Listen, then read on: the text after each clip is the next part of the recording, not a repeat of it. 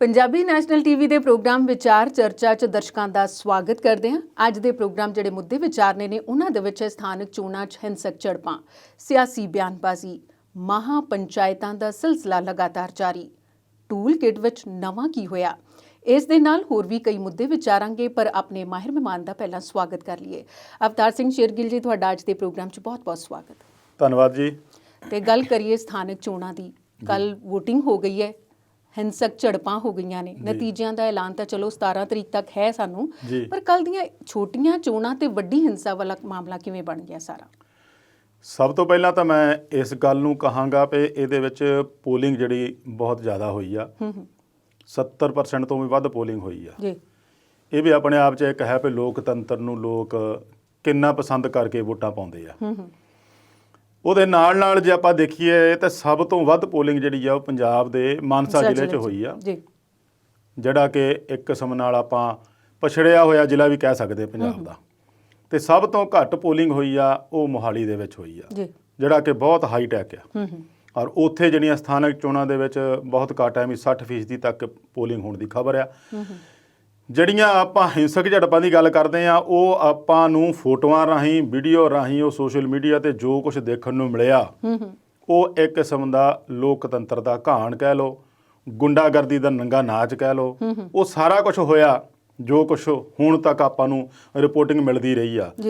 ਪਰ ਇਹਦੀ ਜਿਹੜੀ ਕਿਆਸ ਰਾਈ ਆ ਉਹ ਹਫ਼ਤਾ 2 ਹਫ਼ਤੇ ਪਹਿਲਾਂ ਹੀ ਲੱਗ ਗਈ ਸੀਗੀ, ਜਦੋਂ ਜਲਾਲਾਬਾਦ ਵਿੱਚ ਹਿੰਸਾ ਹੋਈ ਸੀਗੀ। ਉੱਥੇ ਗੱਡੀ ਦੇ ਉੱਤੇ ਭੰਨਤੋੜ ਕੀਤੀ ਗਈ, ਪੱਥਰ ਮਾਰੇ ਗਏ ਆ। ਫਿਰ ਹੋਰ ਕਈਆਂ ਥਾਵਾਂ ਤੋਂ ਇਹੋ ਜਿਹੀਆਂ ਘਟਨਾਵਾਂ ਹੋਈਆਂ ਸੀ ਤੇ ਉਦੋਂ ਤੋਂ ਲੱਗਦਾ ਸੀਗਾ ਵੀ ਜਿਹੜੀ 14 ਤਰੀਕ ਨੂੰ ਇਹ ਸ਼ਹਿਰੀ ਚੋਣਾਂ ਦੀਆਂ ਵੋਟਾਂ ਵਾਲਾ ਦਿਨ ਹੋਣਾ ਆ, ਉਦਣ ਵੀ ਇਹੋ ਜਿਹੀ ਘਟਨਾ ਤੋਂ ਇਨਕਾਰ ਨਹੀਂ ਕੀਤਾ ਜਾ ਸਕਦਾ, ਔਰ ਉਹ ਹੋਇਆ ਵੀ ਆ। ਦੇਖੋ ਹੁਣ ਦੂਸ਼ਣਬਾਜ਼ੀ ਤਾਂ ਸਿਆਸੀ ਪਾਰਟੀਆਂ ਦੇ ਇੱਕ ਦੂਜੇ ਦੀ ਹੈਗੀ ਆ। ਜਿਹੜੀਆਂ ਤਾਂ ਸੱਤਾ ਤੋਂ ਬਾਹਰ ਆ ਉਹ ਸੱਤਾਧਾਰੀਆਂ ਨੂੰ ਦੋਸ਼ ਦੇ ਰਹੀ ਆ ਵੀ ਇਹਨਾਂ ਨੇ ਕਰਾਇਆ, ਪਰ ਇਹਦੇ ਵਿੱਚ ਮੈਂ ਇਹ ਵੀ ਕਹਾਂਗਾ ਵੀ ਕਦੇ ਦਾਦੇ ਦੀਆਂ ਤੇ ਕਦੇ ਪੋਤੇ ਦੀਆਂ। ਇਹ ਹੁਣ ਜੇ ਅੱਜ ਕੱਲ ਕਾਂਗਰਸ ਸੱਤਾ ਦੇ ਵਿੱਚ ਆ ਤੇ ਕੁਦਰਤੀ ਆ ਵੀ ਉਹਨੇ ਆਪਣਾ ਡੰਡਾ ਚਲਾਉਣਾ ਆ, ਚਾਹੇ ਉਹ ਚੋਣਾਂ ਦੇ ਵਿੱਚ ਹੋਵੇ, ਚਾਹੇ ਉਹ ਤੁਹਾਡਾ ਲਾਅ ਐਂਡ ਆਰਡਰ ਮੇਨਟੇਨ ਕਰਨ 'ਚ ਹੋਵੇ। ਉਹਨੇ ਜਿੱਥੋਂ ਵੀ ਲੱਗਦਾ ਹੋਵੇ ਸਖਤੀ ਉਹਨੇ ਕਰਨੀ ਆ। ਔਰ ਉਹਦੀ ਕੋਸ਼ਿਸ਼ ਇਹੀ ਹੁੰਦੀ ਆ ਵੀ ਜਿਹੜੀਆਂ ਸਥਾਨਕ ਪੱਧਰ 'ਤੇ ਜਿੰਨੇ ਵੀ ਕੋਈ ਨਗਰ ਨਿਗਮ ਆ, ਕੌਂਸਲ ਆ, ਪੰਚਾਇਤ ਆ, ਈਵਨ ਪੇਂਡੂ ਪੰਚਾਇਤਾਂ ਦੇ ਵਿੱਚ ਵੀ ਉਹਦਾ ਹੁੰਦਾ ਵੀ ਮੇਰਾ ਇਹੀ ਦਬਦਬਾ ਰਵੇ। ਤੇ ਅੱਜ ਤੋਂ ਆਪਾਂ 5-7 ਸਾਲ ਪਹਿਲਾਂ ਦੇ ਨਿਗਾਹ ਮਾਰੀਏ ਤਾਂ ਅਕਾਲੀ ਭਾਜਪਾ ਵੇਲੇ ਵੀ ਇਹ ਕੁਛ ਹੁੰਦਾ ਸੀ। ਤੇ ਉਹੀ ਜਿਹੜੀ ਗੱਲ ਅਖਾਣ ਦੁਆਰਾ ਆ ਜਾਂਦੀ ਨਾ ਵੀ ਕਦੇ ਦਾਦੇ ਦੀਆਂ ਕਦੇ ਪੋਤੇ ਦੀਆਂ, ਉਦੋਂ ਉਹਨਾਂ ਨੇ ਕਿਹੜੀ ਘੱਟ ਕੀਤੀ ਸੀਗੀ। ਉਦੋਂ ਉਹਨਾਂ ਨੇ ਤਾਂ ਆਪਣੇ ਭਾਈਵਾਲ ਨੂੰ ਵੀ ਨਹੀਂ ਬਖਸ਼ਿਆ ਸੀਗਾ, ਜਦੋਂ ਉਹ ਭਾਈਵਾਲ ਭਾਜਪਾ ਹੁੰਦੀ ਸੀਗੀ। ਤੇ ਆਪਾਂ ਨੂੰ ਯਾਦ ਹੋਊਗਾ ਵੀ ਅੰਮ੍ਰਿਤਸਰ ਦੇ ਵਿੱਚ ਇੱਕ MLA ਤੇ ਉਹਦੇ ਭਰਾ ਨੂੰ ਕਿਵੇਂ ਦੜਾ ਕੇ ਕੁੱਟਿਆ ਸੀ। ਉਹਨਾਂ ਦੇ ਦੜਾ ਕੇ ਹਮਲਾ ਕੀਤਾ, ਸੌਰੀ ਕੁੱਟਿਆ ਨਹੀਂ ਸੀ, ਉਹਨਾਂ ਦੇ ਉੱਤੇ ਪੱਥਰ ਮਾਰੀ ਸੀ, ਗੱਡੀ ਗੁੱਡੀ ਭੰਨੀ ਸੀ, ਕਾਫੀ ਕੁਛ ਹੋਇਆ ਸੀ। ਉਹਨਾਂ ਦੇ ਉਦੋਂ ਤੱਕ ਦਰਾਰ ਪੈਣ ਦੀ ਗੱਲ ਵੀ ਆ ਗਈ ਸੀਗੀ, ਪਰ ਉਦੋਂ ਬਾਦਲ ਸਾਹਿਬ ਸੰਭਾਲ ਗਏ ਸੀਗੇ। ਤੇ ਹੁਣ ਤਾਂ ਪਾਰਟੀਆਂ ਹੀ ਉਲਟਿਆ, ਵਿਚਾਰਧਾਰਾ ਉਲਟਿਆ, ਸਾਰਾ ਮਕਸਦ ਹੀ ਉਲਟਿਆ। ਸਭ ਤੋਂ ਜਿਹੜੀ ਅਹਿਮ ਗੱਲ ਇਹਦੇ 'ਚ ਇਹ ਹੋਣੀ ਚਾਹੀਦੀ ਆ ਵੀ ਜਦੋਂ ਸਥਾਨਕ ਚੋਣਾਂ ਆਉਂਦੀਆਂ ਆ, ਚੁੱਪ ਕਰਕੇ ਸੱਤਾਧਾਰੀ ਵਾਲੇ ਪਾਰਟੀਆਂ ਨੂੰ ਦੇ ਦਿਆ ਕਰਨ। ਮੈਂ ਇਸੇ ਮੁੱਦੇ ਵੱਲ ਆ ਰਹੀ ਸੀ, ਕੀ ਲੋੜ ਆ ਇਹੋ ਜਿਹਾ ਇੰਨਾ ਰੌਲਾ ਘਚੋਲਾ ਪਾਉਣ ਦੀ, ਲੋਕਾਂ ਨੂੰ ਖਰਾਬ ਕਰਨ ਦੀ। ਕਿੰਨਾ ਪੈਸਾ ਬਰਬਾਦ ਹੁੰਦਾ ਆ ਤੇ ਨਤੀਜਾ ਕੀ ਨਿਕਲਦਾ ਵੀ ਉੱਥੇ ਕਿਸੇ ਦਾ ਸਿਰ ਪਾਟ ਗਿਆ, ਉੱਥੇ ਕਿਸੇ ਦੇ ਡਾਂਗ ਲੱਗ ਗਈ, ਉੱਥੇ ਹੁਣ ਜ਼ਖਮੀ ਕਈ ਹੋਏ ਆ। ਪਰ ਇੱਕ ਰਾਹਤ ਵਾਲੀ ਗੱਲ ਇਹ ਆ ਵੀ ਇਹਦੇ 'ਚ ਕੋਈ ਜਾਨੀ ਨੁਕਸਾਨ ਤੋਂ ਬਚਾ ਰਿਹਾ, ਜਾਨੀ ਨੁਕਸਾਨ ਨਹੀਂ ਹੋਇਆ। ਅਮੂਮਨ ਇੱਦਾਂ ਹੀ ਹੁੰਦਾ ਆ ਵੀ ਇਹਨਾਂ ਚੋਣਾਂ ਦੇ ਵਿੱਚ ਕੋਈ ਨਾ ਕੋਈ ਬੰਦਾ ਜਿਹੜਾ ਉਹ ਆਪਾਂ ਅਗਲੇ ਦਿਨ ਇਹ ਸੁਰਖੀਆਂ ਪੜ੍ਹਦੇ ਆ ਵੀ ਆਹ ਦੇਖੋ ਜੀ ਐਸ ਚੋਣਾਂ ਦੀ ਹਿੰਸਾ ਦੀ ਭੇਟ ਚੜ੍ਹ ਗਿਆ, ਪਰ ਉਹਦੇ ਤੋਂ ਬਚਾ ਰਹਿ ਗਿਆ। ਜੀ ਬਚਾ ਨਹੀਂ ਮੈਂ ਕਹਿ ਸਕਦੀ, ਕਿਉਂਕਿ ਥੋੜੇ ਦਿਨ ਪਹਿਲਾਂ ਹੀ ਤਾਂ ਕਿਸੇ ਨੇ ਖੁਦਕੁਸ਼ੀ ਕਰ ਲਈ ਸੀ ਤੇ ਕਿਸੇ ਨੇ ਗੱਡੀ ਚੜਾਤੀ ਸੀ ਕਿਸੇ ਉੱਤੇ। ਬਿਲਕੁਲ, ਉਹ ਚੋਣਾਂ ਤੋਂ ਪਹਿਲਾਂ ਦੇ ਵਿੱਚ ਵਰਤਾਰਾ ਜਿਹੜਾ ਵਰਤਿਆ, ਉਹਦੇ ਵਿੱਚ ਚਾਹੇ ਉਹ ਗੱਡੀ ਭਜਾਉਣ ਲੱਗਿਆ ਉਹਨੇ ਥੱਲੇ ਦੇ ਤੇ ਦਰੜ ਦਿੱਤੇ, ਤੇ ਚਾਹੇ ਉਹਦੇ ਵਿੱਚ ਕੋਈ ਬੰਦਾ ਦਬਾਅ ਇੰਨਾ ਪੈ ਗਿਆ ਸੀਗਾ ਕਾਗਜ਼ ਵਾਪਸ ਲੈਣ ਲਈ ਤਾਂ ਖੁਦਕੁਸ਼ੀ ਕਰ ਗਿਆ। ਚੋਣਾਂ ਵਾਲੇ ਦਿਨ ਜਿਹੜਾ ਇਹ ਬਚਾ ਰਿਹਾ ਕਿ ਕੋਈ ਜਾਨੀ ਨੁਕਸਾਨ ਨਹੀਂ ਹੋਇਆ, ਇਹ ਰਾਹਤ ਵਾਲੀ ਗੱਲ ਜ਼ਰੂਰ ਮੰਨੀ ਜਾ ਸਕਦੀ ਆ। ਪਰ ਜਿੰਨੀਆਂ ਛੋਟੀਆਂ ਚੋਣਾਂ ਸੀਗੀਆਂ ਉਨੀਆਂ ਹਿੰਸਾ ਏਡੀ ਵੱਡੀ ਪੱਧਰ ਤੇ ਹੋ ਗਈਆਂ ਤੇ ਤੁਸੀਂ ਅੰਦਾਜ਼ਾ ਲਾਓ ਵੀ ਜਦੋਂ ਵਿਧਾਨ ਸਭਾ ਦੀ ਚੋਣਾਂ ਹੋਣੀਆਂ ਤੇ ਜਾਂ ਜਦੋਂ ਲੋਕ ਸਭਾ ਚੋਣਾਂ ਹੋਣਗੀਆਂ ਤੇ ਉਦੋਂ ਕੀ ਹਾਲ ਹੋਊਗਾ। ਇਹਦੇ ਵਿੱਚ ਸਭ ਤੋਂ ਵੱਡੀ ਜ਼ਿੰਮੇਵਾਰੀ ਤਾਂ ਸਰਕਾਰ ਦੀ, ਸੱਤਾਧਾਰੀ ਪਾਰਟੀ ਦੀ ਬਣਦੀ ਆ। ਪਰ ਜਿੱਥੋਂ ਤੱਕ ਉਹਨਾਂ ਦੇ ਦੋਸ਼ ਲੱਗਦੇ ਰਹੇ ਆ, ਮੈਂ ਤਾਂ ਇੱਕ ਗੱਲ ਭਾਜਪਾ ਵਾਲੇ ਆਗੂ ਤੋਂ ਇਹ ਵੀ ਸੁਣਿਆ ਸੀਗਾ ਵੀ ਸਾਡੇ ਹੀ ਕਾਗਜ਼ ਕਿਉਂ ਰੱਦ ਹੋਏ ਆ, ਕਾਂਗਰਸੀਆਂ ਦੇ ਕਾਗਜ਼ ਕਿਉਂ ਨਹੀਂ ਰੱਦ ਹੋਏ। ਤੇ ਕਾਂਗਰਸੀਆਂ ਦਾ ਜਵਾਬ ਸੀਗਾ ਵੀ ਤੁਹਾਡੇ ਕਾਗਜ਼ ਹੀ ਗਲਤ ਭਰੇ ਗਏ ਆ। ਹੁਣ ਜੇ ਕਾਗਜ਼ ਗਲਤ ਭਰੇ ਗਏ ਆ ਪਹਿਲਾਂ ਹੀ, ਤੇ ਉਹਨਾਂ ਦੇ ਵਿੱਚ ਜਦੋਂ ਉੱਥੇ ਭਰਾਉਂਦੇ ਸੀਗੇ, ਰਿਟਰਨਿੰਗ ਅਫਸਰ ਜਦੋਂ ਭਰਾਉਂਦਾ ਸੀ ਕਾਗਜ਼, ਉਦੋਂ ਨਹੀਂ ਉਹਨਾਂ ਨੇ ਚੈੱਕ ਕੀਤਾ ਵੀ ਇਹ ਕਾਗਜ਼ ਗਲਤ ਹੈ ਜਾਂ ਸਹੀ ਆ। ਸੋ ਇਹ ਦੂਸ਼ਣਬਾਜ਼ੀ ਇੱਕ ਦੂਜੇ ਦੇ ਚੱਲਦੀ ਰਹਿੰਦੀ ਆ। ਸਥਾਨਕ ਚੋਣਾਂ ਆ, ਇਹਦੇ ਵਿੱਚ ਸਵਾਰ ਕੀ ਲੈਣਾ ਇਹਨਾਂ ਨੇ, ਇਹ ਸਮਝ ਨਹੀਂ ਆਉਂਦੀ ਆ। ਕਿਉਂਕਿ ਦੇਖੋ ਜਿਹੜਾ ਬੰਦਾ ਕਾਉਂਸਲਰ ਬਣ ਜਾਂਦਾ, ਉਹ ਇਹੋ ਜਿਹੀ ਜਦੋਜਹਿਦ ਕਰਕੇ, ਇਹੋ ਜਿਹੇ ਡਾਂਗਾ ਸੋਟੀਆਂ ਖੜਕਾ ਕੇ, ਛਿੱਤਰੋ ਛਿੱਤਰੀ ਹੋ ਕੇ ਜਿਹੜਾ ਕਾਉਂਸਲਰ ਬਣੇ, ਉਹਦੇ ਤੋਂ ਆਪਾਂ ਕੀ ਸੰਭਾਵਨਾ ਰੱਖ ਸਕਦੇ ਆ, ਉਹਦੇ ਤੋਂ ਕੀ ਉਮੀਦ ਕਰ ਸਕਦੇ ਆ ਵੀ ਆਉਣ ਵਾਲੇ ਸਮੇਂ ਦੇ ਵਿੱਚ ਉਹ ਆਪਦੇ ਸ਼ਹਿਰ ਦੇ, ਆਪਦੇ ਮੁਹੱਲੇ ਦੇ ਕੀ ਉਹ ਸੁਧਾਰ ਕਰੂਗਾ ਤੇ ਕੀ ਲੋਕਾਂ ਦਾ ਭਲਾ ਕਰੂਗਾ। ਸੋ ਇਹਦੇ ਵਿੱਚ ਜਿਹੜੀ ਜਿੰਨੀਆਂ ਕਾ ਹਿੰਸਕ ਝੜਪਾਂ ਦੀ ਆਪਾਂ ਰਿਪੋਰਟ ਦੇਖਦੇ ਆ, ਰੂਪਨਗਰ ਦੇ ਵਿੱਚ ਤਲਵਾਰਾਂ ਵੀ ਚਲੀਆਂ, ਤੇ ਜੇ ਆਪਾਂ ਸਮਾਣੇ ਦੇਖੀਏ ਤਾਂ ਡਾਂਗਾ ਵੀ ਚਲੀਆਂ। ਇੱਥੋਂ ਤੱਕ ਕਿ ਮੁੱਖ ਮੰਤਰੀ ਕੈਪਟਨ ਅਮਰਿੰਦਰ ਸਿੰਘ ਦਾ ਆਪਣਾ ਜ਼ਿਲ੍ਹਾ ਪਟਿਆਲਾ, ਉਹਦੇ 'ਚ ਸਮਾਣਾ ਪੈਂਦਾ ਆ, ਕਈ ਹੋਰ ਰਾਜਪੁਰੇ ਦੇ ਵਿੱਚ ਤਾਂ ਮਤਲਬ ਹੱਦਾਂ ਹੀ ਪਾਰ ਹੋ ਗਈਆਂ ਸਾਰੀਆਂ। ਉਹ ਜ਼ਿਲ੍ਹਾ ਵੀ ਸ਼ਾਂਤ ਨਹੀਂ ਰਿਹਾ। ਤੇ ਸ਼ਾਂਤ ਜੇ ਰਿਹਾ ਤਾਂ ਉੱਥੇ ਇੱਕਾ ਦੁੱਕਾ ਘਟਨਾਵਾਂ ਬਠਿੰਡੇ ਮਾਨਸੇ ਤੋਂ ਹੀ ਆ, ਨਹੀਂ ਤਾਂ ਤਕਰੀਬਨ ਪੰਜਾਬ ਦੇ ਸਾਰੇ ਹੀ ਇਲਾਕਿਆਂ ਦੇ ਵਿੱਚੋਂ ਇਹੋ ਜਿਹੀਆਂ ਗੱਲਾਂ ਜਿਹੜੀਆਂ ਆ ਉਹ ਲੜਾਈ ਝਗੜੇ ਦੀਆਂ ਆਉਂਦੀਆਂ ਰਹੀਆਂ ਜੀ। ਤੇ ਸਿਆਸਤਦਾਨਾਂ ਦੇ ਨਵੇਂ ਬਿਆਨ, ਜਿੱਥੇ ਪੰਜਾਬ ਕਾਂਗਰਸ ਦੇ ਪ੍ਰਧਾਨ ਜਾਖੜ ਕਹਿ ਰਹੇ ਨੇ ਵੀ ਸ਼ਾਂਤਮਈ ਚੋਣਾਂ ਲਈ ਵੋਟਰਾਂ ਦਾ ਧੰਨਵਾਦ ਜੀ, ਤੇ ਵਿਰੋਧੀ ਧਿਰ ਕਹਿ ਰਹੀ ਹੈ ਵੀ 2022 ਚ ਅਸੀਂ ਵੇਖਾਂਗੇ ਜਿਨ੍ਹਾਂ ਨੇ ਸਰਕਾਰੀ ਅਹੁਦਿਆਂ ਤੇ ਰਹਿੰਦੇ ਹੋਏ ਸਰਕਾਰ ਦੇ ਪੱਖ ਪੂਰੇ ਨੇ। ਦੇਖੋ ਭਾਜਪਾ ਤਾਂ 2022 ਦੀਆਂ ਬਹੁਤ ਚਿਰ ਦਾ ਰੌਲਾ ਪਾਉਂਦੀ ਆ ਵੀ ਅਸੀਂ 117 ਦੀਆਂ 17 ਸੀਟਾਂ ਜਿੱਤਾਂਗੇ। ਬੰਦੇ ਉਹਨਾਂ ਤੋਂ ਆ ਸਥਾਨਕ ਚੋਣਾਂ ਲਈ ਨਹੀਂ ਮਿਲੇ, ਉਮੀਦਵਾਰ ਉਹਨਾਂ ਤੋਂ ਆਪਣੇ ਜਿਹੜੇ ਪਾਰਟੀ ਸਿੰਬਲ ਹੀ ਛੱਡ ਗਏ। ਹੁਣ ਉਹਦੇ ਵਿੱਚ ਵਿਰੋਧੀ ਧਿਰ ਰੌਲਾ ਪਾਉਂਦੀ ਆ ਵੀ ਅਸੀਂ 22 ਨੂੰ ਦੇਖਾਂਗੇ, ਇਹ ਤਾਂ ਹੁਣ ਆਉਣ ਵਾਲਾ ਸਮਾਂ ਦੱਸੂਗਾ। ਪਰ ਜੋ ਹਾਲ ਭਾਜਪਾ ਇੱਕ ਕਿਸਮ ਦਾ ਹਾਸ਼ੀਏ ਤੇ ਚੱਲ ਗਈ। ਭਾਜਪਾ ਵਾਲਿਆਂ ਨੂੰ ਇਹਨਾਂ ਚੋਣਾਂ ਦੇ ਵਿੱਚ ਕਿਸੇ ਨੇ ਛੇਤੀ ਕਿਤੇ ਮੂੰਹ ਲਾਇਆ ਦਿਸਿਆ ਨਹੀਂ ਕਿਸੇ ਨੂੰ। ਜਿੱਥੇ ਕਿਤੇ ਪ੍ਰਚਾਰ ਕਰਨ ਜਾਂਦੇ ਰਹੇ ਆਪਾਂ, ਸੋਸ਼ਲ ਮੀਡੀਆ ਤੇ ਵੀਡੀਓ ਇੱਕ ਮਿੰਟ 'ਚ ਪੈ ਜਾਂਦੀ ਰਹੀ ਆ, ਚਾਹੇ ਤਸਵੀਰਾਂ ਆਉਂਦੀਆਂ ਰਹੀਆਂ, ਉਹਨਾਂ ਨੂੰ ਇਹੀ ਨਸੀਹਤਾਂ ਦਿੰਦੇ ਰਹੇ ਵੀ ਤੁਸੀਂ ਕਿਸ ਮੂੰਹ ਨਾਲ ਵੋਟਾਂ ਮੰਗਣ ਆਏ ਆ। ਤੇ ਜੇ ਕੋਈ ਭਾਜਪਾ ਵਾਲਾ ਬੰਦਾ ਖੜਾ ਵੀ ਹੋ ਗਿਆ ਤੇ ਉਹਨੇ ਉਹ ਭਾਜਪਾ ਦਾ ਚੋਣ ਨਿਸ਼ਾਨ ਜਿਹੜਾ ਕਮਲ ਦਾ ਫੁੱਲ ਆ ਉਹੀ ਹਟਾਤਾ ਤੇ ਆਜ਼ਾਦ ਲੜੇ ਆ। ਆਜ਼ਾਦ ਲੜਨ ਦੇ ਨਾਲ ਉਹ ਭਾਜਪਾ ਵਾਲਿਆਂ ਨੂੰ ਵੀ ਕਾਰਵਾਈ ਕਰਨੀ ਪਈ, ਕੁਛ ਇੱਕ ਬੰਦਿਆਂ ਨੂੰ ਕੱਢਿਆ ਵੀ ਆ, ਤੇ ਉਹਨਾਂ ਨੂੰ ਇਹ ਸੀਗਾ ਵੀ ਸਾਡੀ ਬੇਇੱਜ਼ਤੀ ਇਹਦੇ 'ਚ ਹੋ ਰਹੀ ਆ। ਬੇਸ਼ੱਕ ਉਹਨਾਂ ਦੀ ਆਪਣੀ ਮਿਲੀ ਭੁਗਤੀ ਹੋਵੇ ਵੀ ਤੁਸੀਂ ਇੱਦਾਂ ਖੜ ਜਾਓ, ਕੋਈ ਨਹੀਂ ਕਹਾ, ਜਦੋਂ ਸਥਾਨਕ ਚੋਣਾਂ ਦਾ ਨਤੀਜਾ ਆਊਗਾ, ਜੋ ਉਹਦਾ ਨਤੀਜਾ ਹੋਊਗਾ ਉਹਦੇ ਤੇ ਡਿਪੈਂਡ ਕਰਦੇ ਆ ਆਪਾਂ ਰਣਨੀਤੀ ਤਿਆਰ ਕਰ ਲਾਂਗੇ। ਬੇਸ਼ੱਕ ਉਹਨਾਂ ਦੀ ਇਹ ਪਾਰਟੀਬਾਜ਼ੀ ਦੀ ਰਣਨੀਤੀ ਦਾ ਹਿੱਸਾ ਹੋਵੇ, ਪਰ ਇਹ ਜਿਹੜਾ ਸਾਰਾ ਕੁਝ ਭਾਜਪਾ ਦੇ ਉਲਟ ਗਿਆ ਕੰਮ। ਮੁੱਖ ਮੁੱਦਾ ਇਹ ਰਿਹਾ ਕਿਸਾਨੀ ਕਰਕੇ। ਕਿਸਾਨੀ ਜਿਹੜੀ ਆ ਉਹਨੇ ਪੂਰੀ ਤਰ੍ਹਾਂ ਕਿਸਾਨ ਅੰਦੋਲਨ ਨੇ ਭਾਜਪਾ ਨੂੰ ਹਾਸ਼ੀਏ 'ਚ ਖੜਾ ਕਰਤਾ। ਆਪ ਵਾਲਿਆਂ ਦੀ ਗੱਲ ਕਰੀਏ ਤਾਂ ਆਪ ਜ਼ਿਆਦਾਤਰ ਸਿੱਧੇ ਟਕਰਾਅ ਤੋਂ ਬਚੀ ਆ। ਬਹੁਤੇ ਹਲਕਿਆਂ 'ਚ ਆਪਾਂ ਦੇਖਿਆ ਉਹਦਾ ਸਿੱਧਾ ਟਕਰਾਅ ਨਹੀਂ ਹੋਇਆ। ਠੀਕ ਹੈ, ਉਹਨੇ ਆਪਣੀ ਕੁਛ ਨਾ ਕੁਛ ਕਾਰਗੁਜ਼ਾਰੀ ਜ਼ਰੂਰ ਦਿਖਾ ਲਈ ਆ, ਕਿਉਂਕਿ ਜਦੋਂ ਦੋ ਧਿਰਾਂ ਆਪਸ 'ਚ ਇੱਕ ਮੁੱਦੇ ਨੂੰ ਲੈ ਕੇ ਲੜਦੀਆਂ ਹੁਣ ਤਾਂ ਤੀਜਾ ਜ਼ਰੂਰ ਫਾਇਦਾ ਲੈਂਦਾ ਆ। ਤੇ ਕਾਂਗਰਸ ਨੂੰ ਵੀ ਹੁਣ ਆਪਣੀ ਗੱਲ ਆ ਵੀ ਸਾਡੀ ਸੱਤਾ ਆ, ਤੇ ਜੇ ਸਾਡੇ ਤੋਂ ਇਹ ਖੁੱਸ ਗਿਆ ਤਾਂ ਫਿਰ ਬੇਇੱਜ਼ਤੀ ਹੋਊਗੀ ਵੀ ਸੱਤਾ ਦੇ ਵਿੱਚ ਹੁੰਦਿਆਂ ਹੀ ਤੁਹਾਡੇ ਤੋਂ ਆ ਚੋਣਾਂ ਨਹੀਂ ਜਿੱਤ ਸਕੇ ਤਾਂ 22 ਦੀਆਂ ਕੀ ਜਿੱਤੂਗੇ। ਅਕਾਲੀ ਭਾਜਪਾ ਵਾਲੇ ਆ ਉਹ ਦੋਨੇ ਵੱਖ ਹੋ ਕੇ ਪਹਿਲੀ ਵਾਰ ਚੋਣਾਂ ਲੜੇ ਆ। ਅਕਾਲੀ ਦਲ ਵੀ ਵੱਖਰਾ ਸੀ ਤੇ ਭਾਜਪਾ ਵੀ ਵੱਖਰਾ ਸੀ, ਤੇ ਹੁਣ ਅਕਾਲੀ ਦਲ ਦੇ ਨਾਲ ਗੱਠਜੋੜ ਵੇਲੇ ਤੇ ਇਹਨਾਂ ਨੂੰ ਉਮੀਦਵਾਰ ਸਾਂਝੇ ਮਿਲ ਜਾਂਦੇ ਰਹੇ। ਹੁਣ ਜਦੋਂ ਵੱਖਰੇ ਵੱਖਰੇ ਹੋ ਗਏ ਤਾਂ ਅਕਾਲੀ ਦਲ ਦਾ ਕੈਡਰ ਤਾਂ ਚਲੋ ਵੱਡਾ ਆ, ਕਿਉਂਕਿ ਪੰਜਾਬ ਦੀ ਖੇਤਰੀ ਪਾਰਟੀ ਇੱਥੋਂ ਦੀ ਆ। ਭਾਜਪਾ ਵਾਲਿਆਂ ਨੂੰ ਉਨੇ ਵੱਡੇ ਲੈਵਲ ਤੇ ਬੰਦੇ ਨਹੀਂ ਮਿਲੇ, ਤੇ ਜੇ ਮਿਲੇ ਤਾਂ ਆਪਾਂ ਸਾਰੇ ਦੇਖਦੇ ਰਹੇ ਵੀ ਕਿਸ ਹਾਲ 'ਚ ਮਿਲੇ ਆ ਤੇ ਕਿੱਦਾਂ ਮਿਲੇ ਆ। ਸੋ ਡਿਪੈਂਡ ਕਰਦਾ ਹੁਣ 17 ਨੂੰ ਜਿਹੜਾ ਨਤੀਜਾ ਆਉਣਾ ਆ ਉਹਦੇ ਤੇ ਡਿਪੈਂਡ ਕਰੂਗਾ ਵੀ ਜਿਹੜੇ ਆਜ਼ਾਦ ਉਮੀਦਵਾਰ ਆ ਇਹ ਕਿੱਥੇ ਖੜਦੇ ਆ, ਵੀ ਆਜ਼ਾਦ ਹੀ ਰਹਿਣਗੇ ਮੁੜ ਕੇ, ਜਾਂ ਨਤੀਜਿਆਂ ਤੇ ਡਿਪੈਂਡ ਕਰਦੇ ਆ। ਨਤੀਜੇ ਆਉਣ ਤੋਂ ਬਾਅਦ ਇਹ ਕੋਈ ਪਾਲਾ ਬਦਲ ਸਕਦੇ ਆ, ਤੇ ਜਾਂ ਉਸੇ ਪੇਰੈਂਟ ਪਾਰਟੀ 'ਚ ਮੁੜ ਕੇ ਜਾਣਗੇ ਨਹੀਂ ਜੀ ਅਸੀਂ ਤਾਂ ਇਹਨਾਂ ਦੇ ਨਾਲ ਠੀਕ ਆ। ਤੇ ਜੇ ਹਾਰ ਗਏ ਤਾਂ ਫਿਰ ਮੁੜ ਕੇ ਆ ਜਾਣਗੇ, ਜਿੱਤ ਗਏ ਤਾਂ ਪਤਾ ਨਹੀਂ ਮੁੱਲ ਪੈ ਜੂ ਇਹਨਾਂ ਦਾ ਜੀ। ਤੇ ਇਹ ਮੁੱਲ ਤਾਂ 17 ਨੂੰ ਪਤਾ ਲੱਗੇਗਾ ਕਿਹਦਾ ਪੈਂਦਾ ਤੇ ਕਿੰਨਾ ਪੈਂਦਾ।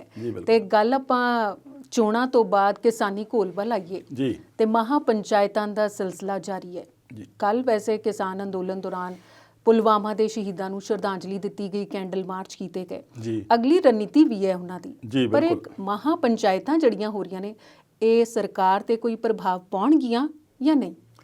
ਦੇਖੋ, ਪ੍ਰਭਾਵ ਪਾਉਣ ਚਾਹੇ ਨਾ ਪਾਉਣ, ਪਰੇਸ਼ਾਨ ਜ਼ਰੂਰ ਹੈ ਸਰਕਾਰ ਇਹਨਾਂ ਮਹਾ ਪੰਚਾਇਤਾਂ ਤੋਂ, ਖਾਸ ਕਰਕੇ ਜਿਹੜੀਆਂ ਹਰਿਆਣਾ ਔਰ ਯੂਪੀ 'ਚ ਹੋ ਰਹੀਆਂ। ਪਰ ਇਹਨਾਂ ਨੇ ਹੁਣ ਇਹਦਾ ਦਾਇਰਾ ਹੋਰ ਵਧਾ ਕੇ 3-4 ਸਟੇਟਾਂ ਹੋਰ ਵੀ ਘੇਰੇ 'ਚ ਲੈ ਲਈਆਂ, ਉਹਨਾਂ ਦੇ ਵਿੱਚ ਵੀ ਆਉਂਦੇ ਦਿਨਾਂ ਦੇ ਵਿੱਚ 7-8 ਮਹਾਪੰਚਾਇਤਾਂ ਹੁਣ ਜਾ ਰਹੀਆਂ ਹਨ, ਜਿੱਥੇ ਵੱਡੇ ਵੱਡੇ ਆਗੂ ਜਾਣਗੇ ਤੇ ਆਪਣਾ ਪੱਖ ਰੱਖ ਕੇ ਤੇ ਲੋਕਾਂ ਨੂੰ ਲਾਮਬੰਦ ਕਰਨਗੇ। ਮਹਾਪੰਚਾਇਤਾਂ ਦਾ ਮਤਲਬ ਇਹ ਹੁੰਦਾ ਵੀ 54-55 ਪੰਚਾਇਤਾਂ ਇਕੱਠੀਆਂ ਹੋ ਕੇ ਉਹਨਾਂ ਦਾ ਇੱਕ ਪੂਰਾ ਸਮੂਹ ਬਣ ਕੇ ਆਉਂਦਾ ਆ ਤੇ ਉਹ ਵਿਸ਼ਾਲ ਬਣ ਜਾਂਦਾ ਤੇ ਉਸ ਵੱਡੀ ਗਿਣਤੀ 'ਚ ਹੋ ਜਾਂਦੀ ਆ। ਤਾਂ ਆਪਾਂ ਕਈਆਂ ਥਾਵਾਂ ਤੇ ਦੇਖਿਆ ਪਿਛਲੇ ਦਿਨੀ, ਜੇ ਆਪਾਂ ਬਹਾਦਰਗੜ੍ਹ ਦੀ ਗੱਲ ਕਰੀਏ, ਉਸ ਤੋਂ ਪਹਿਲਾਂ ਯੂਪੀ ਦੇ 2-3 ਥਾਵਾਂ ਤੇ ਹੋਇਆ, ਫਿਰ ਜੀਂਦ ਤਾਂ ਬਹੁਤ ਵੱਡਾ ਰਿਕਾਰਡ ਤੋੜ ਘੱਟ ਸੀਗਾ, ਹੁਣ ਕਰਨਾਲ ਦੇ ਵਿੱਚ ਹੋਇਆ। ਸੋ ਇਹ ਮਹਾਪੰਚਾਇਤਾਂ ਜਿਹੜੀਆਂ ਦਾ ਰਣਨੀਤੀ ਬਣਾਈ ਆ ਕਿਸਾਨਾਂ ਨੇ, ਇਹ ਸਰਕਾਰ ਤੇ ਵੱਧ ਤੋਂ ਵੱਧ ਦਬਾਅ ਪਾਉਣ ਲਈ ਆ ਵੀ ਸਾਡੀ ਜਿਹੜੀ ਮੰਗ ਇਸ ਵੇਲੇ ਤੱਕ ਨਹੀਂ ਸੁਣੀ ਗਈ। ਹੁਣ ਤੱਕ 4-5 ਮਹੀਨੇ ਹੋ ਚੱਲੇ ਆ, 3 ਮਹੀਨੇ ਤਾਂ ਉੱਥੇ ਬਾਰਡਰਾਂ ਤੇ ਹੋ ਚੱਲੇ ਆ। ਸੋ ਇਹ ਮਹਾਪੰਚਾਇਤਾਂ ਦਾ ਹੈ ਵੀ ਜੇ ਕੋਈ ਸਟੇਟ ਵਾਲੇ ਜਿਹੜੇ ਸੂਬਿਆਂ ਦੇ ਹੋਰ ਕਿਸਾਨ ਨਹੀਂ ਅਜੇ ਜੁੜੇ ਆ ਤਾਂ ਇਹ ਮਹਾਪੰਚਾਇਤਾਂ ਰਾਹੀਂ ਜੁੜ ਕੇ ਆਪਣਾ ਸਮਰਥਨ ਅੰਦੋਲਨ ਨੂੰ ਦੇ ਸਕਦੇ ਆ ਔਰ ਖੇਤੀ ਕਾਨੂੰਨਾਂ ਦਾ ਵਿਰੋਧ ਪ੍ਰਗਟਾ ਸਕਦੇ ਆ। ਜੀ ਸ਼ੇਰਗਿੱਲ ਜੀ, ਅਗਲੇ ਮੁੱਦੇ ਵੱਲ ਆਵਾਂਗੇ, ਪਰ ਇਸ ਵੇਲੇ ਲੈਣੇ ਆ ਇੱਕ ਬ੍ਰੇਕ।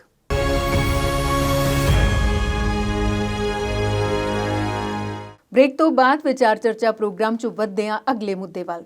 ਤੇ ਅਵਤਾਰ ਜੀ, ਅਗਲਾ ਮੁੱਦਾ ਜਿਹੜਾ ਤੁਸੀਂ ਮਹਾਪੰਚਾਇਤ ਦੀ ਆਪਾਂ ਗੱਲ ਕਰ ਰਹੇ ਸੀ ਬ੍ਰੇਕ ਤੇ ਜਾਣ ਤੋਂ ਪਹਿਲਾਂ, ਤੇ ਹਰਿਆਣਾ ਦੇ ਇੱਕ ਮੰਤਰੀ ਦਾ ਇੱਕ ਬਿਆਨ ਆਇਆ ਸੀ, ਭਾਵੇਂ ਬਾਅਦ 'ਚ ਉਹਨੇ ਯੂ ਟਰਨ ਲੈ ਲਿਆ। ਉਹ ਬਿਆਨ ਕਿਹੜਾ ਸੀ ਤੇ ਯੂ ਟਰਨ ਉਹਨੇ ਕਿਉਂ ਲਿਆ? ਦੇਖੋ, ਇਹਦੇ ਵਿੱਚ ਮੈਂ ਸਭ ਤੋਂ ਪਹਿਲਾਂ ਤਾਂ ਇਹ ਕਹੂੰਗਾ ਵੀ ਇਹਦੇ ਰਿਐਕਸ਼ਨ 'ਚ ਇੱਕ ਕਾਂਗਰਸ ਦੇ ਵੱਡੇ ਲੀਡਰ ਨੇ ਟਵੀਟ ਕੀਤਾ ਸੀਗਾ, ਸ਼ਰਮ ਉਨਕੋ ਮਗਰ ਆਤੀ ਨਹੀਂ। ਅੱਛਾ ਜੀ। ਇਹ ਬਿਲਕੁਲ ਢੁੱਕਦਾ ਸੀ ਇਹਨਾਂ ਤੇ। ਇੱਕ ਇਹੋ ਜਿਹੇ ਲੈਵਲ ਤੇ ਬੈਠਾ ਬੰਦਾ, ਖੇਤੀਬਾੜੀ ਮੰਤਰੀ ਹੋਵੇ ਸਟੇਟ ਦਾ, ਜੇਪੀ ਦਲਾਲ ਉਹਦਾ ਨਾਂ ਆ, ਜਿਹੜੇ ਨੂੰ ਜਦੋਂ ਪੁੱਛਿਆ ਗਿਆ ਵੀ 200 ਤੋਂ ਵੱਧ ਕਿਸਾਨ ਜਿਹੜੇ ਆ ਉਹ ਜਾਨਾਂ ਗਵਾ ਗਏ ਆ ਇਸ ਅੰਦੋਲਨ ਦੌਰਾਨ, ਉਹਦੇ ਬਾਰੇ ਸਰ ਤੁਸੀਂ ਕੀ ਕਹੋਗੇ? ਤੇ ਉਹਦਾ ਜਵਾਬ ਸੀਗਾ ਵੀ ਜੇ ਘਰ ਹੁੰਦੇ ਫੇਰ ਨਾ ਮਰਦੇ। ਤੇ ਇਹ 'ਚ ਕਿਹੜੀ ਏਡੀ ਵੱਡੀ ਗੱਲ ਹੋ ਗਈ ਆ? ਕਹਿ ਕੇ ਉਹ ਮੁਸਕਰਾਇਆ, ਹੱਸਿਆ ਵੀ। ਇਹ ਮਜ਼ਾਕੀਆ ਲਹਿਜੇ ਦੇ ਵਿੱਚ ਕਿਸਾਨ ਅੰਦੋਲਨ ਨੂੰ ਮਜ਼ਾਕ ਕਰਨ ਦੀ ਆਦਤ ਜਿਹੜੀ ਆ ਉਹ ਬੀਜੇਪੀ ਵਾਲਿਆਂ ਦੀ ਜਾਂਦੀ ਨਹੀਂ। ਫਿਰ ਇਹ ਕਹਿੰਦੇ ਆ ਵੀ ਸਾਡਾ ਵਿਰੋਧ ਕਿਸਾਨ ਨਹੀਂ, ਹੋਰ ਪਾਰਟੀਆਂ ਜਿਹੜੀਆਂ ਵਿਰੋਧੀ ਧਿਰ ਉਹ ਕਰ ਰਹੇ ਆ। ਤੁਸੀਂ ਆਪਣੇ ਆਪ ਉਹਨਾਂ ਨੂੰ ਟਾਰਗੇਟ ਇਸ ਤਰੀਕੇ ਨਾਲ ਬਣਾਉਂਦੇ ਆ ਵੀ ਨਹੀਂ ਉਹ ਬੰਦੇ ਜਿਹੜੇ ਆ ਮਰੇ ਆ, ਉਹ ਤਾਂ ਐਵੇਂ ਹੀ ਆ, ਮਤਲਬ ਉਹਨਾਂ ਦੀ ਕੋਈ ਗਿਣਤੀ ਨਹੀਂ। ਪਹਿਲੀ ਗੱਲ ਤਾਂ ਸਰਕਾਰ ਨੇ ਵੀ ਕਹਿਤਾ ਵੀ ਸਾਡੇ ਕੋਲ ਉਹਨਾਂ ਦੀ ਕੋਈ ਗਿਣਤੀ ਹੈ ਨਹੀਂ, ਤੇ ਜੇ ਸਰਕਾਰ ਕੋਲ ਹੀ ਗਿਣਤੀ ਹੈ ਨਹੀਂ ਤਾਂ ਕੁਦਰਤੀ ਉਹਨਾਂ ਦੇ ਮੰਤਰੀ ਵੀ ਇਹ ਕਹਿਣਗੇ ਵੀ ਜੇ ਘਰ ਹੁੰਦੇ ਤਾਂ ਵੀ ਤਾਂ ਮਰਨਾ ਸੀ। ਨਾਲ ਦੀ ਨਾਲ ਇਹ ਵੀ ਕਹਿ ਰਿਹਾ ਕੋਈ ਬਿਮਾਰ ਹੋ ਕੇ ਮਰਿਆ, ਕੋਈ ਹਾਰਟ ਅਟੈਕ ਹੋ ਕੇ ਮਰਿਆ।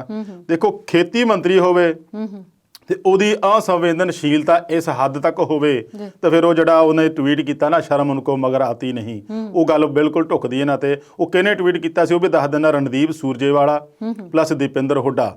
ਇਹਨਾਂ ਨੇ ਕਿਹਾ ਵੀ ਆਹ ਦੇਖੋ ਜੀ, ਇਹ ਹਰਿਆਣੇ ਦੇ ਖੇਤੀ ਮੰਤਰੀ ਆ, ਇਹ ਕੁਛ ਕਹਿ ਰਹੇ ਆ। ਇਹਦੇ ਵਿੱਚ ਇਹਨਾਂ ਨੂੰ ਪਤਾ ਲੱਗਦਾ ਭਾਜਪਾ ਵਾਲੇ ਕਿੰਨੇ ਕੁ ਸੰਵੇਦਨਸ਼ੀਲ ਆ ਕਿਸਾਨ ਅੰਦੋਲਨ ਨੂੰ, ਕਿਸਾਨਾਂ ਦੇ ਹਿਤੈਸ਼ੀ ਹੋਣ ਦਾ ਜੋ ਇਹ ਢੋਂਗ ਰਚ ਰਹੇ ਆ, ਉਹ ਤੋਂ ਪਤਾ ਸਾਫ਼ ਲੱਗਦਾ ਵੀ ਇਹਨਾਂ ਦੇ ਦਿਲ ਵਿੱਚ ਕੀ ਆ। ਜੇ ਸਾਫ਼ ਹੁੰਦਾ ਦਿਲ, ਨੀਂਦ ਸਾਫ਼ ਹੁੰਦੀ ਤੇ ਫਿਰ ਇੱਥੋਂ ਤੱਕ ਅੰਦੋਲਨ ਪਹੁੰਚਣਾ ਵੀ ਨਹੀਂ ਸੀਗਾ।